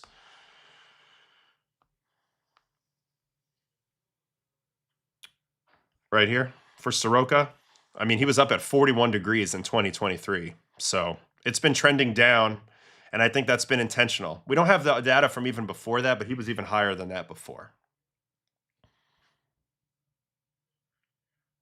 Waldschmidt looks the part so far. Excited to watch him too.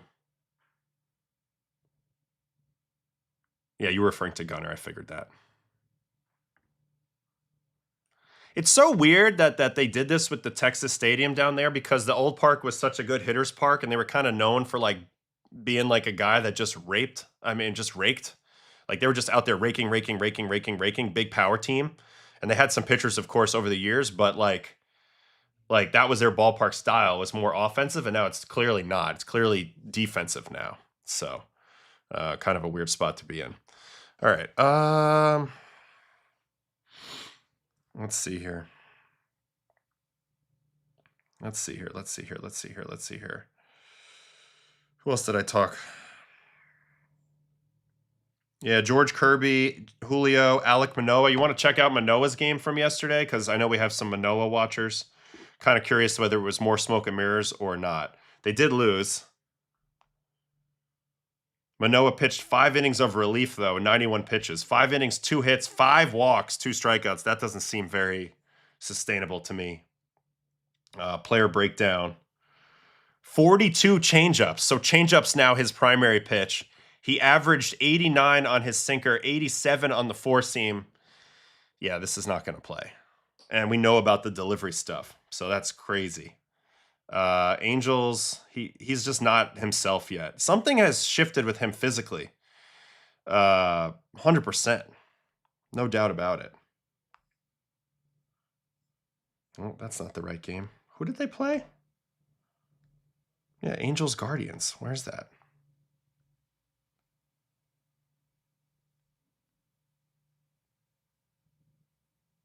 Oh, I was looking at the wrong team. Here he is. All right, so here he is in the 4th. Ooh, somehow the arm looked a little different there, the lead arm this time than the last time. We'll keep watching it. Well, he had everything going his way. It's still going super high, but at least it's sweeping out first. This is nuts, though. He punches out Jose Ramirez, though, right here with a slider. That's nasty. So the results have been good, but do I think they're sustainable? Probably not. I mean, 5 walks. He's not even throwing 90 miles an hour. Maybe this is adding some deception, the weird front side. But I think he's getting lucky so far. Granted, I'm happy for him that he's getting a little lucky because he's had a pretty tough last few years.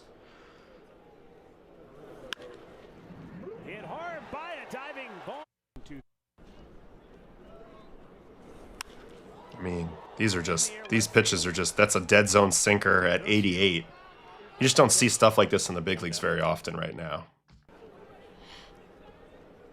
The 3-2, and that's ball.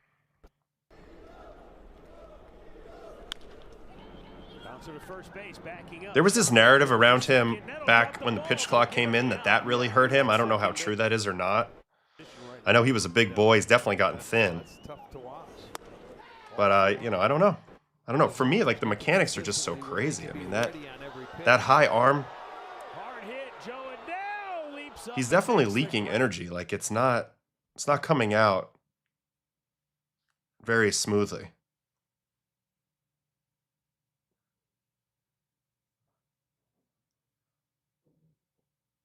Yeah, it's just not powerful. See how he spins out of it so easily on his front leg? Like, there's no, like, stopping. Like, he's not transferring any energy up the chain. And because he's a big guy, he should gain plenty of momentum and be able to transfer that. But he's just not right now. So, anyway, he walked Bazana, who Bazana's doing a good job walking so far. The 3-2, and that's ball 4. Tips. Here's Rokio, gets him out with the changeup. Changeup was pretty effective. But it's not like it has a crazy metric or anything on it. He is getting extension. Just trying to look for some positives here, but I just think ultimately he's getting pretty lucky. This is a bases loaded situation. He ends up getting DeLauder out on a sinker up and in. And that ball's hit hard. It's just right at Joe Adell. Yeah, 106. So, I mean, that's a millimeter on the barrel away from a grand slam. Change up here to Jose Ramirez, rolled over.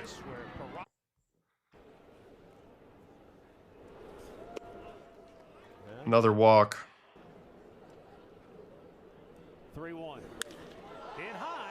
I mean, Manzardo almost clips him here. 102.8 off the middle of the wall, but they're up 7-0, so they're not wheeling guys around. And then he gets through this. You take your doubles, singles, and doubles, and wait till June and start hitting some home. Hanging slider popped up, but not deep enough to get the run in.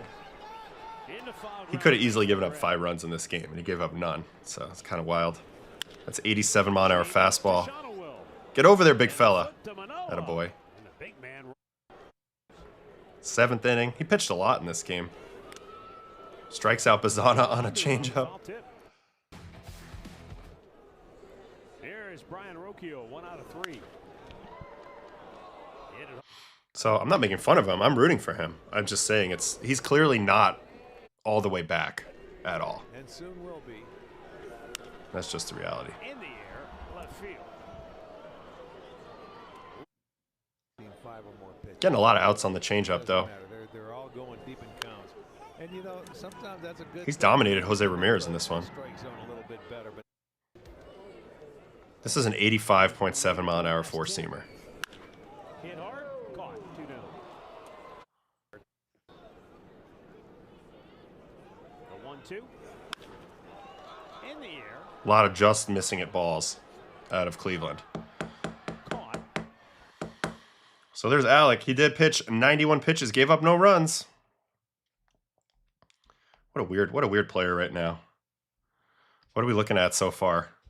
We're looking at an average fastball velocity of 89. Expected ERA of 4.71. 6 innings with a 20% walk rate, 12% strikeout rate. Completely unsustainable so far. I am rooting for him, but I wish that he could. There's something going on physically, or Mechanically or both. That's just the reality of that. That's wild.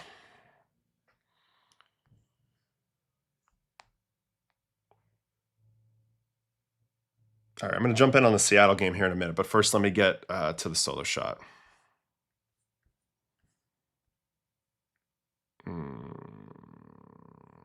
I didn't see any flashes.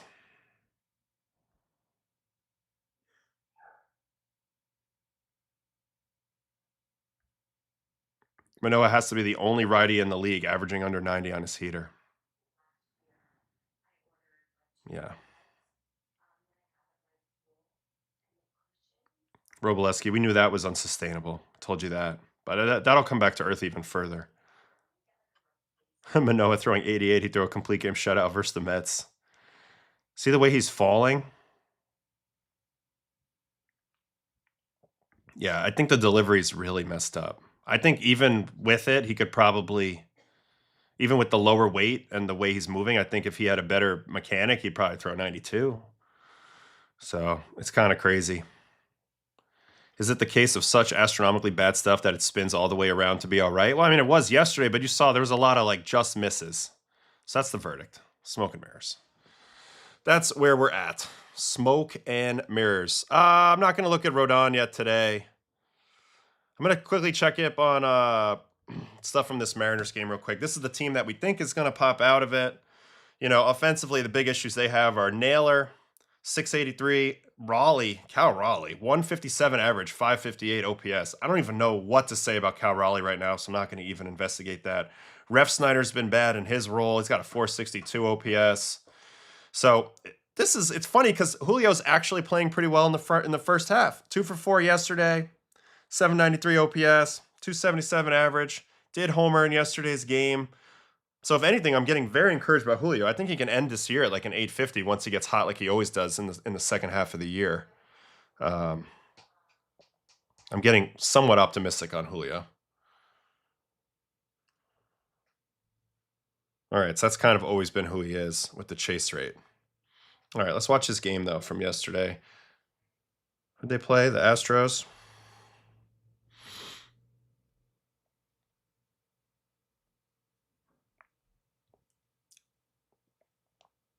J-Rod. All right, first at bat, he lines out. Let's see the quality of swing here. It's just a good pitch. Blinks into left. Second at bat's going to be the homer, so let's watch it. Yep. Yeah. Facing Peter Lambert. 92.7 in off the plate. Tomorrow night. Foul ball, good pitch. Now to the slurve. Night, so just a fun night for families. First ever Care Bears. 0-2. First ever Care Bears night, yeah. And then they go 4-seam, and it's a homer. Excited we have a homestand where we can actually talk about dollar dogs. That's an impressive swing. That's a pretty good pitch. I do think that after he went in away, I think Julio was expecting them to come back in. But it's also just kind of a special ability to turn on a fastball up and in. This is a great swing. How do you do this? How hard he hit this? 106.6. We have a homestand where we can actually talk about dollar dogs. To be on time for that is pretty impressive. Almost to the tracks. So that's a good sign. Again, he's been such a slow starter in his career that it's good to see him getting it going early. Man, really stayed flat with the shoulders there.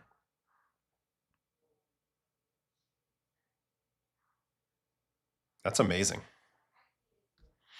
I'm still very optimistic on the Mariners, but boy, they have to get Cal Raleigh going. I don't know what is going on with him. Maybe we'll take a second to glance at that. Because I think Langoliers has taken the belt now as top catcher in the game at the moment. It's pretty much undeniable with the way Cal's playing. That was pretty crazy. Good swing there by Julio. He also gets another hit off Lambert the next at-bat. Sinker in ball. Sinker in foul ball, and then change up here. Get the two-seam run that he wanted. Backing up is Paredes. He just beats this out. Yeah, speed. Nice job. Beats it out with the speed, and then his last at bat, he strikes out versus Okert. Just curious what he gets him on. Still well within Slider chase. With this offense and the Mariners bullpen. Come on, Okert getting Rodriguez. On the pitching side of things in this game, George Kirby goes 5 innings. 7 hits, 2 walks, 7 strikeouts. George is having a weird year for him so far.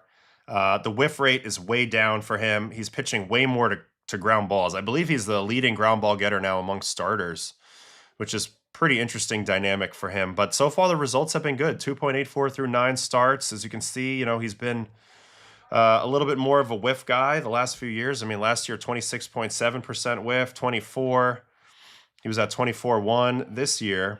He is down to 20.2% whiff. So I talked about his ground ball rate going way up. I don't think that he was doing as much of that last year. Yeah, 61st percentile ground balls last year, 52 the year before, 64 the year before. So he was slightly around average or above, but now he's leading the league in that, 57%. So maybe this is an effort to go a little deeper. Not that he did it yesterday, but interesting little shift for him. As for Cal Raleigh. Quick peek at Cal. Bat speed's still there, still hitting some barrels. But boy, man, what a big change. So let's go ahead and look at what we can see is a big change from last year. I mean, he's just not hitting the ball hard. Chase rate has always been poor, but it's worse this year. His whiff rate's actually not as bad, but I think that means he's not putting in as many balls with his A swing. So putting some balls in play with not a good swing, not a big A swing. And that's really hurting his walk rate. People are just challenging him, I feel like, for the most part. I'm going to go look at him on the some other stuff too, but let's see what we have in his bat tracking. All right. Swing length has always been super long. That's really no change. Bat speed's about the same as it's been from both sides of the plate. Batting stances. Oof, there's a lot in this table here. All right. Not much of a change there on either side. He's a little bit deeper in the box, but that's fine. All right, swing path from the left side, virtually identical this year to last year. 35 degrees last year, 18, 18. Virtually identical. So this must be a timing issue, more of just a regular issue, nothing with his swing path. What's he not covering?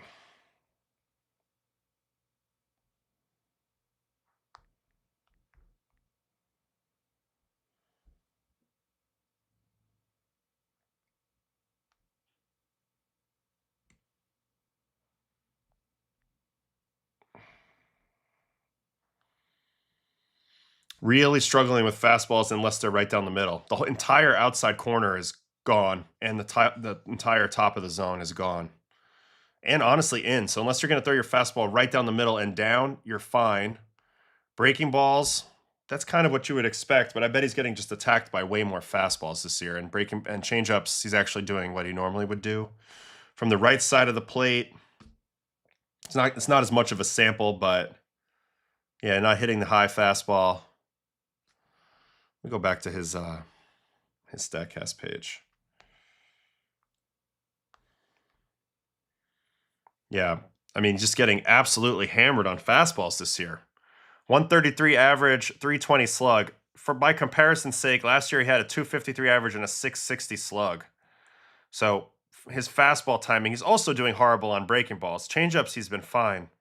So he's struggling really, really bad on two of the two main pitch types that he smashed last year. I mean, he had a 486 slug on breaking last year. I always felt like he was dead red on the fastball, and that's what the numbers kind of show. Last year, you know, Woba on fastball, 423. This year, 266. So just getting beat with fastballs, particularly outside corner, which last year, remember, he was taking some balls the other way and clearing some balls out on the outside corner as well. So, I don't know, not a whole lot in the profile, but just looks like maybe his timing is just off. So, that's probably the biggest thing. Harold Reynolds did a breakdown of him on him the other day. He's just starting late at the plate. That must be the case. Just like a little slow with his load is weird because I've always felt like you couldn't get as much fastballs by him, you know, when he was going good. I mean, at least when he was raking me, that was always the big issue. Why is the intercept point so much closer when he's batting left-handed? Let me go back to that.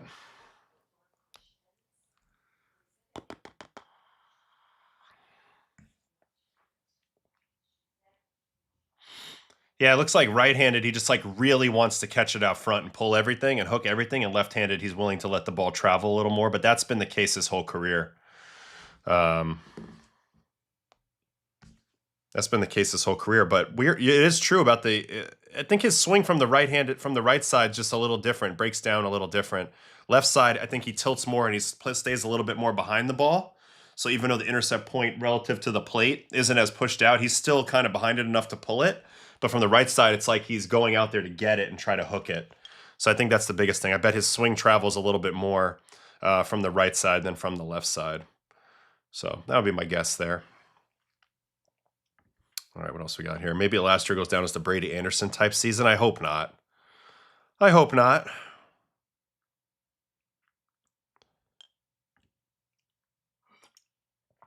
Goodman's moving up the pecking order as well.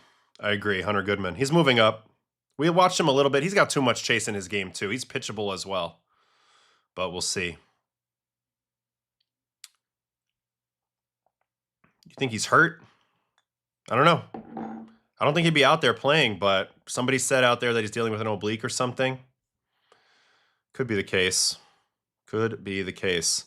Any more upcoming work on pre and post? Yes. Yeah, I'm in the booth. Well, not in the booth. I'm in the studio for pre and post the whole series versus the Blue Jays next week when Yankees play Blue Jays. So you'll catch me on Yes for that. I want to know why he's struggling, though. Is it the injury? If it's the oblique, then yeah, that messes with things. Again, it's mental. He's probably putting a lot of pressure on himself. I'm sure he's pressing at this point, but we don't know enough about his health to really weigh in on that side of it. Baldwin too. Baldwin and Langoliers. Those are very guys are both in the convo there. All right.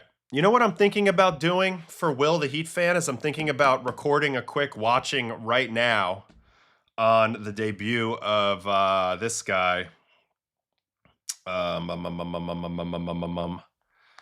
This guy. And we'll just do it live, and then I'll cut it out of the video later and make it a standalone upload. What do you think about that? It's going to be a 5-inning outing. We could probably bang it out in 20 minutes. This is Robbie Snelling, the number 2 overall prospect. So let's just do that. Let me do a couple things real quick. Let me switch up the screens here, and then we will do it live. We'll do it live. As what was his name? O'Reilly. So then my main screen has to drop down to here. Hold on. My solo shot can stay. My loading screen, we have to switcheroo. Hold on. We'll go to the... Oh, we have the BAD background music on. That's unfortunate. And then we'll switch to watching. And then go back to my scenes. All right. So first things first, I need to find the day that he pitched. He pitched on the 8th versus the Nationals.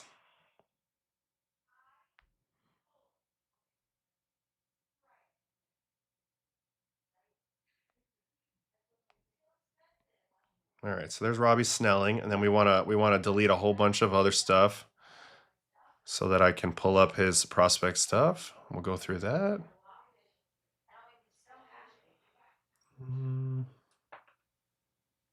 Let me just get this loaded. And then we'll run through that in about, 20 minutes. All right, there's Robbie Snelling. I usually pull him up on reference as well.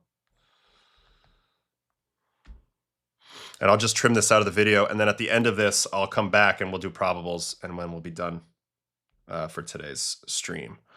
All right, so I'm just going to pretend this is real. All right, you guys aren't even here. You guys aren't here, so just get ready for this. All right. I know, but I'm about to do like a pretend they're not here segment for 20 minutes, and then I'm done. Well, I know.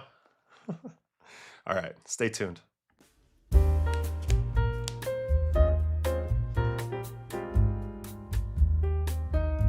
All right, welcome back to watching. This video is on a major prospect, pitching prospect from the Miami Marlins. We are talking about none other than Robbie Snelling, 6'3", 210. Out of Reno, Nevada. He was drafted by the Padres in the first round, 39th overall of the 2022 amateur draft. Ends up getting traded over to the Marlins and made his major league debut just a few days ago versus the Nationals. Here's how the game went. He went 5 innings, 5 hits, 3 runs, 4 walks, 2 strikeouts, and a homer. So not the best outing in the world, but either way, we're going to get to learn quite a bit about it no matter what. Here is his prospect status. Number 2 prospect for the Marlins. I mentioned only 22 years old, left-handed starter. Here are the scouting grades. 55 fastball, 55 slider, 50 changeup, 55 control, 55 overall. That's very good.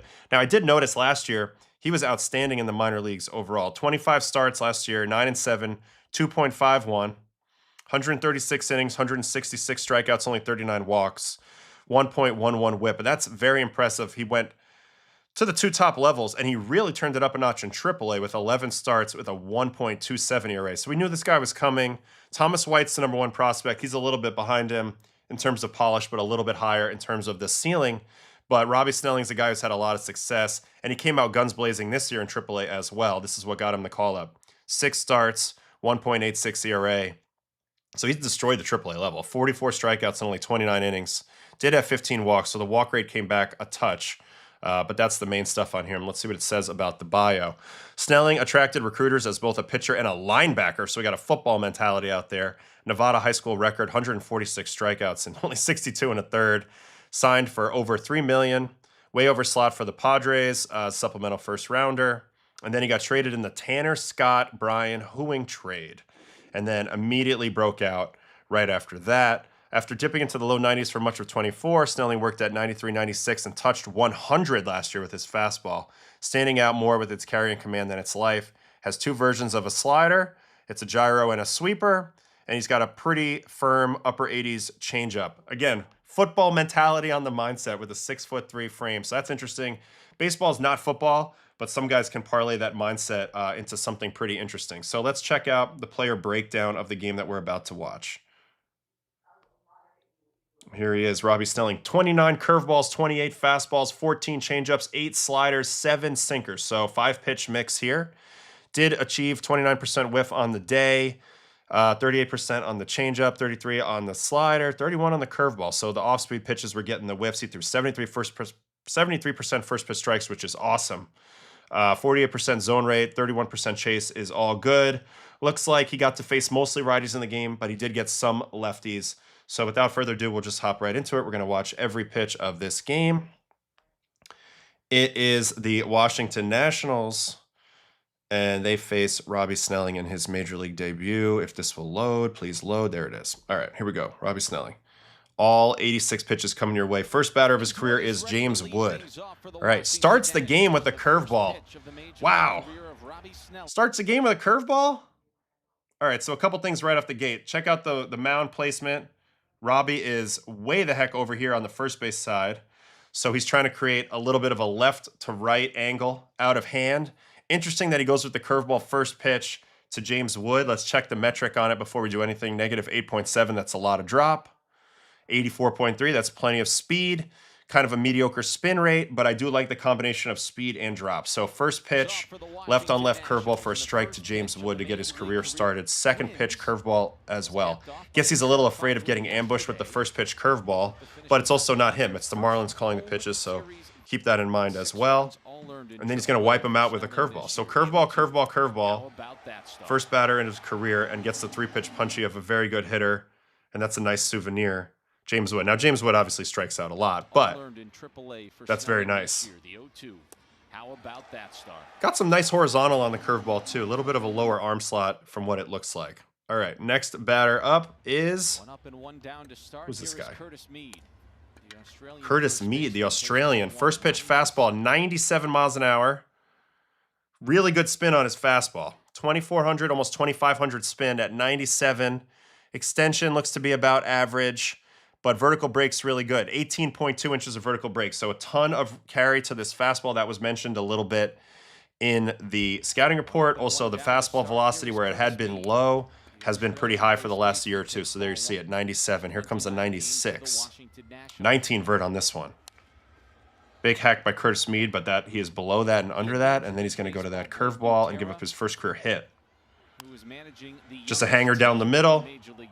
Good swing by Mead. That ball's hit at 97 into the gap, so a double here. I think he gives up all the runs here in the first. Just a 1-1 hanging curveball to a guy who was late on his fastball. All right, next up is House. Fastball in ball. Here comes the changeup. First look at the changeup. Ooh, I think he slows down a little bit on his effort level, but he does get the swing and miss here. Now, the metric on the changeup is actually pretty good off of 18-19 vert fastball. 3.1 is plenty of drop, -14. So a little bit of fade to it. It's a little bit firm. They mentioned that, 90.6. So if his fastball velocity is not very, very high, he's not getting a lot of speed separation. It's almost all movement separation. But also, do you guys detect a little bit of a slowdown here? I do. I think there's a little bit of a slowdown on release here. Yeah, I think just a hair. I think he gives his changeup away just a bit here. For me, because here's the fastball. And then here's the changeup. I think it's subtle, but I think it's there. So that's interesting. Okay, 1-1, back to the changeup. Gets the swing and miss, kind of cut that one below the zone, and then he's going to get his second strikeout on a fastball up. Yeah, up away, blows him away. Nice pitch. So you would think from this angle, what he's trying to do is he's trying to drive pitches across the strike zone and work them in and then wipe them out with breaking balls down. And then you want the changeup over here. It's a very, very, very standard lefty to righty approach.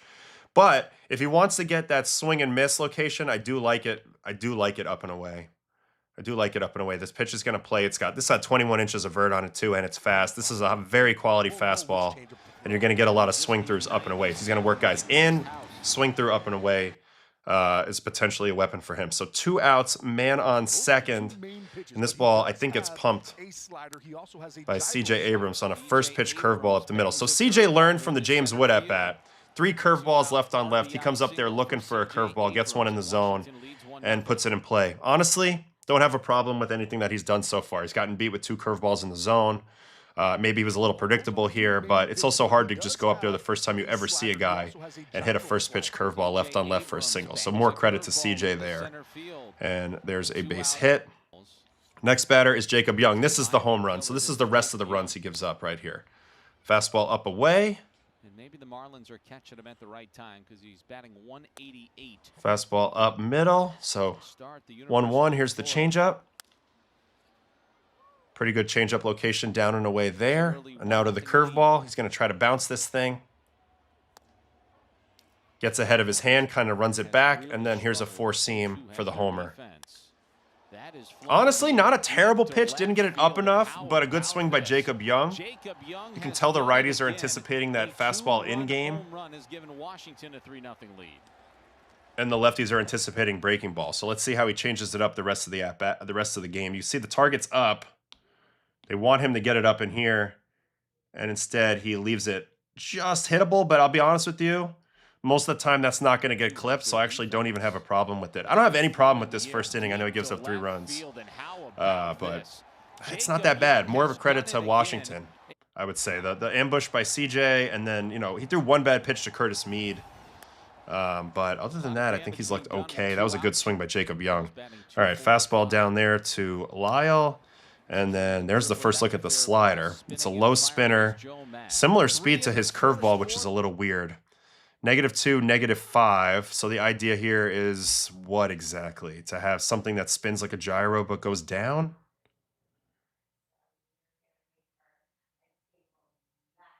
Anyway, he gets the out on it to end the first inning. We'll see how that pitch plays moving forward. No idea yet. All right, second inning. First pitch change up to Joey Weimer for a ball. Curveball coming back here. He has the second most strikeouts on curveballs in the minors this season. We just saw in that graphic, which makes a lot of sense the way he's been featuring it with 2 strikes. And just in general to lefties, you can tell he wants to lean on that curveball. All right, 2-1, 4-seam coming here. Middle target, hits the bottom of the zone. Having about 20 inches of carry at times on his fastball is also very good. All right, 2-2 goes to that curveball, doesn't get the chase, and now he's going to get a walk here. Pretty good changeup there, actually a pretty good take by Weimer. So leadoff walk, runs on April 3rd against And then here's Nasim Nunez, first pitch fastball bunt. Good bunt there. Kind of into no man's land. Tough spot for a lefty. If you can push a bunt past the pitcher, you generally get on base here. Nasim Nunez is also one of the fastest guys in the game. So first and second, no outs to start the second inning on his debut. Not looking like a good situation, but he's going to dig out of it. Keibert Ruiz, four-seam doors. Up behind the plate, but it's because you do have that comfortable spot where you have a catcher. Four-seam fouled back. You gave up the RBI single and 2-run home. Four-seam away. And then curveball. Ground ball hit weakly to shortstop. Lopez Double play. So gets Keibert on the ground, which is a great place to be. Gets 2 outs on 1 pitch. That was not even a great curveball. That was kind of in zone, but had him sped up enough where he just kind of took a lazy swing and grounded out. Back to the top of the order, James Wood going with another curveball. This time Wood kind of half-check swings and gets strike 1 and another curveball. This is the 5th curveball in a row to James Wood. Is this the lefty approach for him? Just curveball, curveball, curveball? Here comes a sinker. First sinker we've seen. Called strike. What's the metric on the sinker? Dead zone-ish, but again, I don't care. He's got an elite four-seam shape in my opinion. So -13 and 12. Useful. Especially here, he goes kind of backdoorish, but I don't think this is a pitch that he's going to lead with a ton. But that's the first one we see here in the second inning, and then he's going to get an out here on a curveball to Wood. So he throws Wood almost every pitch, curveball through the first 2 at-bats, and he's through the second, kind of digs himself out of early trouble there. Third inning. Pitch is clean the rest of the game, I believe. Curtis Mead, four-seam away, strike 1. Here's the second look at that slider. Mead hit a curveball the first time. Doesn't get the slider in there. Here's another four-seam. Away, that's a ball. 2 balls, 1 strike to count on Mead. Curveball in the middle. That's the pitch that got hammered last time by Mead. I do think his curveball for strike versus righties, because it's not that much straight down, has a little bit more of a slurve on it. I think it's going to get hit. I don't love it for strikes. I'd like to see him backdoor it, and I'd love to see him get it down in here, but he's got to be careful in the middle with that curveball. All right, 3-2. Four-seam coming, challenge to Mead. Hard hit. Mead's just gotten some good pitches to hit. Curveball in the middle and fastball middle down. This time he gets the out, though. All right, first pitch out to House on a fastball. Now that's a good location for his fastball. Fastball up with that type of ride, 19 inches. That's going to play can of corn fly out. Next up is CJ. So CJ got the home run. No, got the hit on the first pitch curveball before. This time he goes sinker in. I like that a lot. Curveball off of that. So his lefty approach is looking to be major league curveball sinker, where his righty approach is looking to be four-seam changeup curveball. There's a four-seam. So late four-seamers are in play versus lefties, but he wants to throw them sinkers in and backdoor as well. Almost kneecaps him with that one. Here's another four-seam up attempt. Definitely not great command. Like, he's got control, but he's missing a lot with where he wants to go. Like, that's too short, so he hasn't executed a little bit. And then here comes a walk. So, good walk there by CJ. 2 outs, and here is Jacob Young. He homered on a fastball in last time. There's the backdoor curveball. They don't challenge it, but that was a really good one. Change-up off of that. It's going to be ball 2. Yeah, poor command of the changeup for sure in this game, and a lot of stuff to the arm side. 3-0. He's got to creep back in here. Four-seam down strike, and then 3-1 curveball for a ball. So definitely got a little skittish throwing the fastball 3-1 to Jacob Young. I know he's not calling it pitches, but just in general. So 2 on, 2 out, and he gets Lyle. This time he goes four-seam. Ball. I'm surprised he's not going more curveballs to Lyle like he did to CJ and Wood. 2-0 again, so he's definitely grinding a little bit in this inning. Here's a pickoff to second. Nothing to learn there. All right, curveball, swinging strike. Lyle bails him out big time there. He's trying to throw a strike there, 2-0. And maybe that's all he needed. Now four-seam at the top. Bad pitch again. Kind of gets away with it. So far I'm seeing a guy who has really good stuff, but I'm not 100% sure about the level of command. Obviously, it's a small sample. It's one game. All right, 4th inning. Slider to Weimer. Huge hack. Comes up empty. That was a 0-0 ball. That's a nice pitch to have. And then curveball from there. Gets him out front and a ground ball. So I'm not sure how much he wants to use that slider, but I do think it's a useful pitch. Joey, you're out, buddy. All right, next up, Nasim Nunez, who bunted the last time. Slider for a strike. Seems like to go into the slider 0-0 a little more now. Second time through.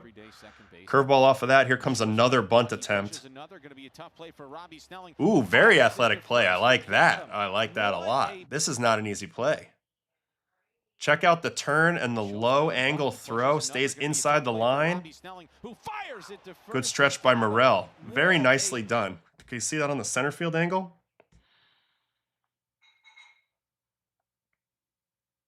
Yeah, little side whip. So pretty athletic play right there. Nice. All right, 2 outs, and he's going to get a 1-pitch out on a first pitch slider to Ruiz. So they did that 3 at-bats in a row now. So maybe that's why that pitch exists in the arsenal. He just wants to dump that in there. That's going to open up tunnels left and right, and then he can go to his best stuff after that. All right, 5th inning. James Wood again, top of the order.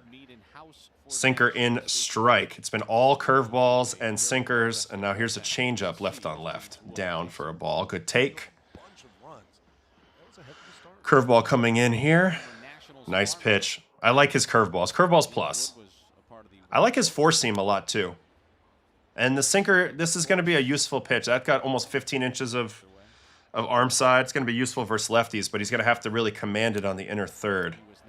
Curveball away. You know, visually, look, it's weird.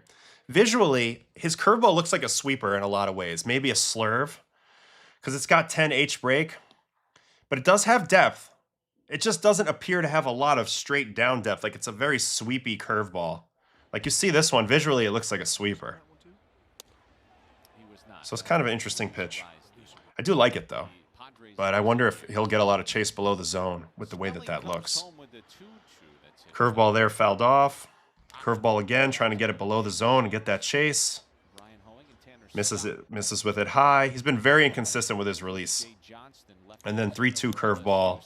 Actually a pretty good pitch to hit, but James Wood just misses that and flies it out at 95 to the left. So survives that at bat on to Curtis Mead here. Slider for a strike. So he's done that now 4 consecutive righties.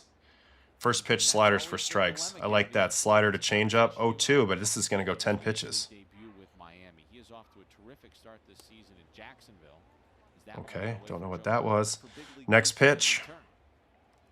Change up down, rolled foul. Curveball coming here. He wants to land this below the zone. He does, but doesn't get the chase. This is a question I have now moving forward. I like this curveball, but does it give enough height out of hand to force guys to swing below zone? Or is he doing enough work at the bottom of the zone to get guys to swing below zone? I think we're going to have to watch that develop. He might have to go slider to curveball quite a bit. It might not tunnel as well with his four-seam if he doesn't locate down. Or speed him up enough to make an early decision. Here's another curveball. This one's in the middle, hammered. You see it. You see he has a propensity, at least in this game, to throw a lot of curveball mistakes down the middle, too. All right, here's a sinker. He's missed arm side with that a ton versus righties. 3-2 four-seam. That's still playing. And then another four-seam here. And that ends up being a walk as they challenge it, but that pitch is low. So a walk. Curtis Mead was on him all game. All right, next up is Brady House. Change up down for a strike. Good pitch there. Change up again. I'd still see a little bit of slowdown on the changeup, honestly. It's been fine, and it might not matter. But he's not selling it like the best changeups in the game that I've seen. Changeup, changeup, changeup. That was good command with all 3 of those. Slider here. No chase. And now curveball. Doesn't get it below the zone and gives up a hit. Right on left, the curveball doesn't seem to have a lot of margin for error with 2 strikes. As much as I like the movement, that's what the hitters are telling me in this game. All right, so a couple guys on.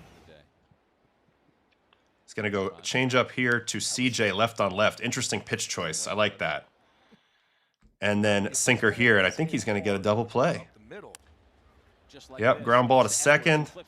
Very nicely turned by the Marlins. This was very good pitch selection and execution on the final batter of his outing here. This is a really good changeup. I'm a sinker. He knows he's got infield in. He wants to bring this in on the lefty. Now that was a very well executed pitch, and that got him out of trouble. All right, let's rewind to the beginning of this outing so we can check out the delivery. We need a fastball, so I'm going to go ahead and skip the whole at-bat versus James Wood. All right, so he pitches out of the stretch exclusively. He talked about how he's heavy first base side of the rubber.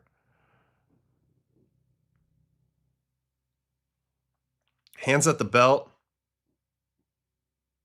High leg kick into the drift.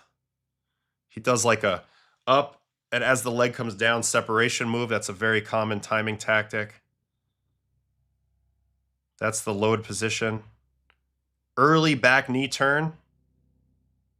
Not great hip-shoulder separation at all, but a very good amount of this move right here, spinal flexion, into a very strong lead leg block. So that's where he's generating a lot of that velo. Also seems to move his center of mass pretty quickly as well. All right, let's hit the slow-mo on this delivery.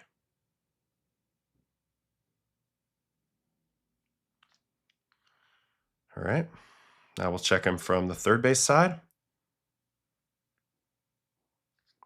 He's got good intent through the finish of the pitch.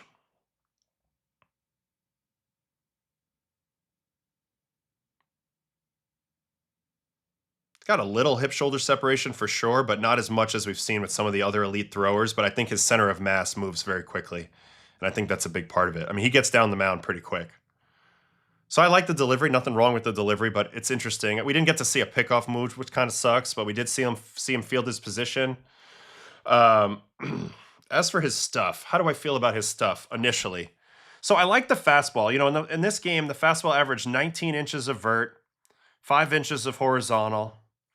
Let's see if we can quickly see what his arm angle was in game number 1 here.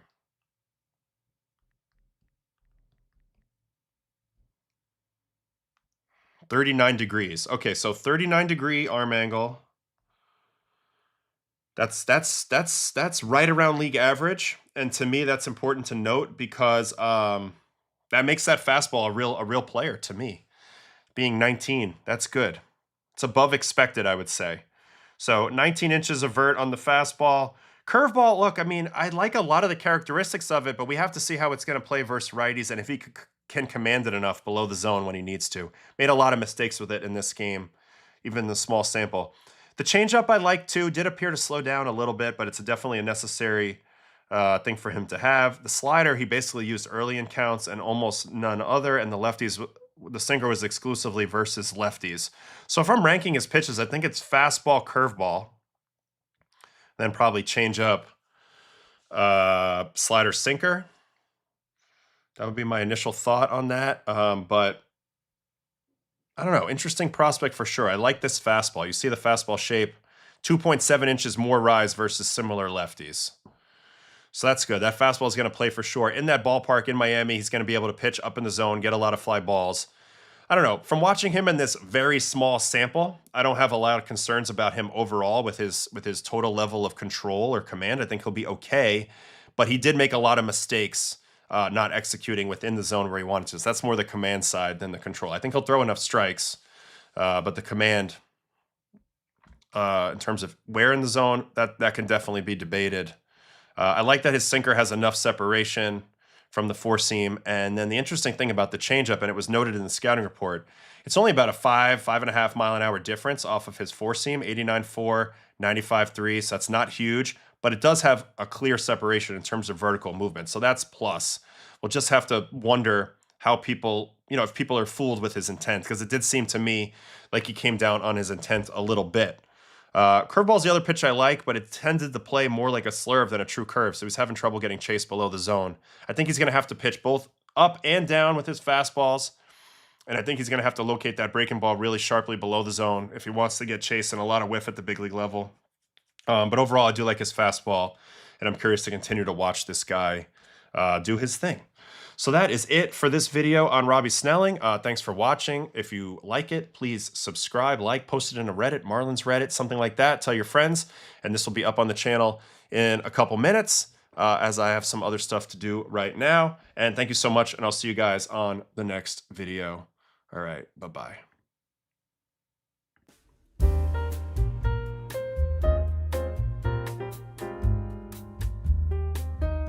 All right, so that's it. We're done with the video.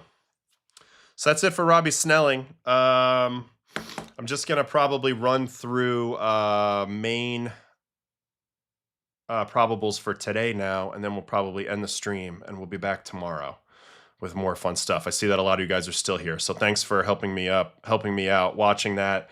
It was a small sample, so it was one game, but that's what I got on Robbie Snelling so far in his first outing. Interesting angle he's trying to pitch from. Throws hard. We didn't see him at his best, but there's definitely some stuff there. All right, probable pitchers for today.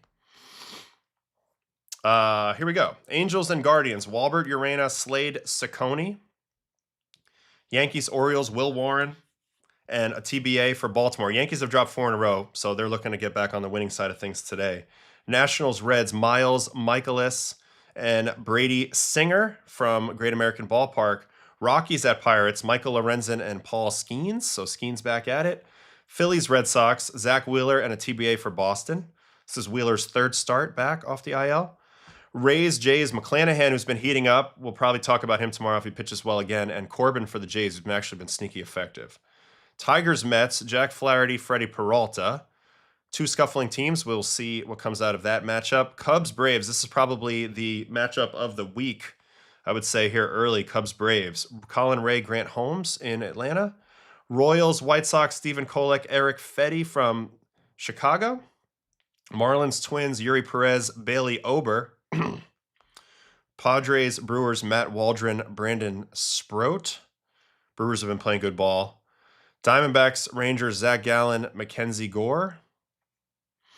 Mariners, Astros, it's the return of Tatsuya Imai, who did not look good on his rehab assignment. There's been a lot of troubling stuff with him. So we'll see how he looks in this game, and he's got Brian Wu on the other side. Cardinals, A's, Palante, Jeffrey Springs. And then our final game of the night, Giants, Dodgers. Dodgers are on a little bit of a skid here. They send their best pitcher out there, Yoshinobu Yamamoto. Obviously, maybe Shohei, but in my opinion, Yamamoto. And he's facing Adrian Hauser of the Giants, who's had a tough season so far. So Giants looking to... Dodgers looking to get back in that series today, if they can. So that's it. That's it for the show today. Thanks for everybody hanging with me today. Hope you guys are good. I'll be back tomorrow with more show. And I'm going to post that Robbie Snelling standalone video here, in an hour or so, or as soon as I can do a little editing. But thanks so much for hanging with me today. You guys are the best. Don't forget to like, subscribe, all those types of things. We're getting closer to 10K subs, which has been the goal. We're getting close. I think we're like 200 and change away. So I hope to be there shortly. But again, thank you so much for hanging with me. And I'll see you guys mañana and in the Discord the rest of the day. All right. Have a great day, everybody.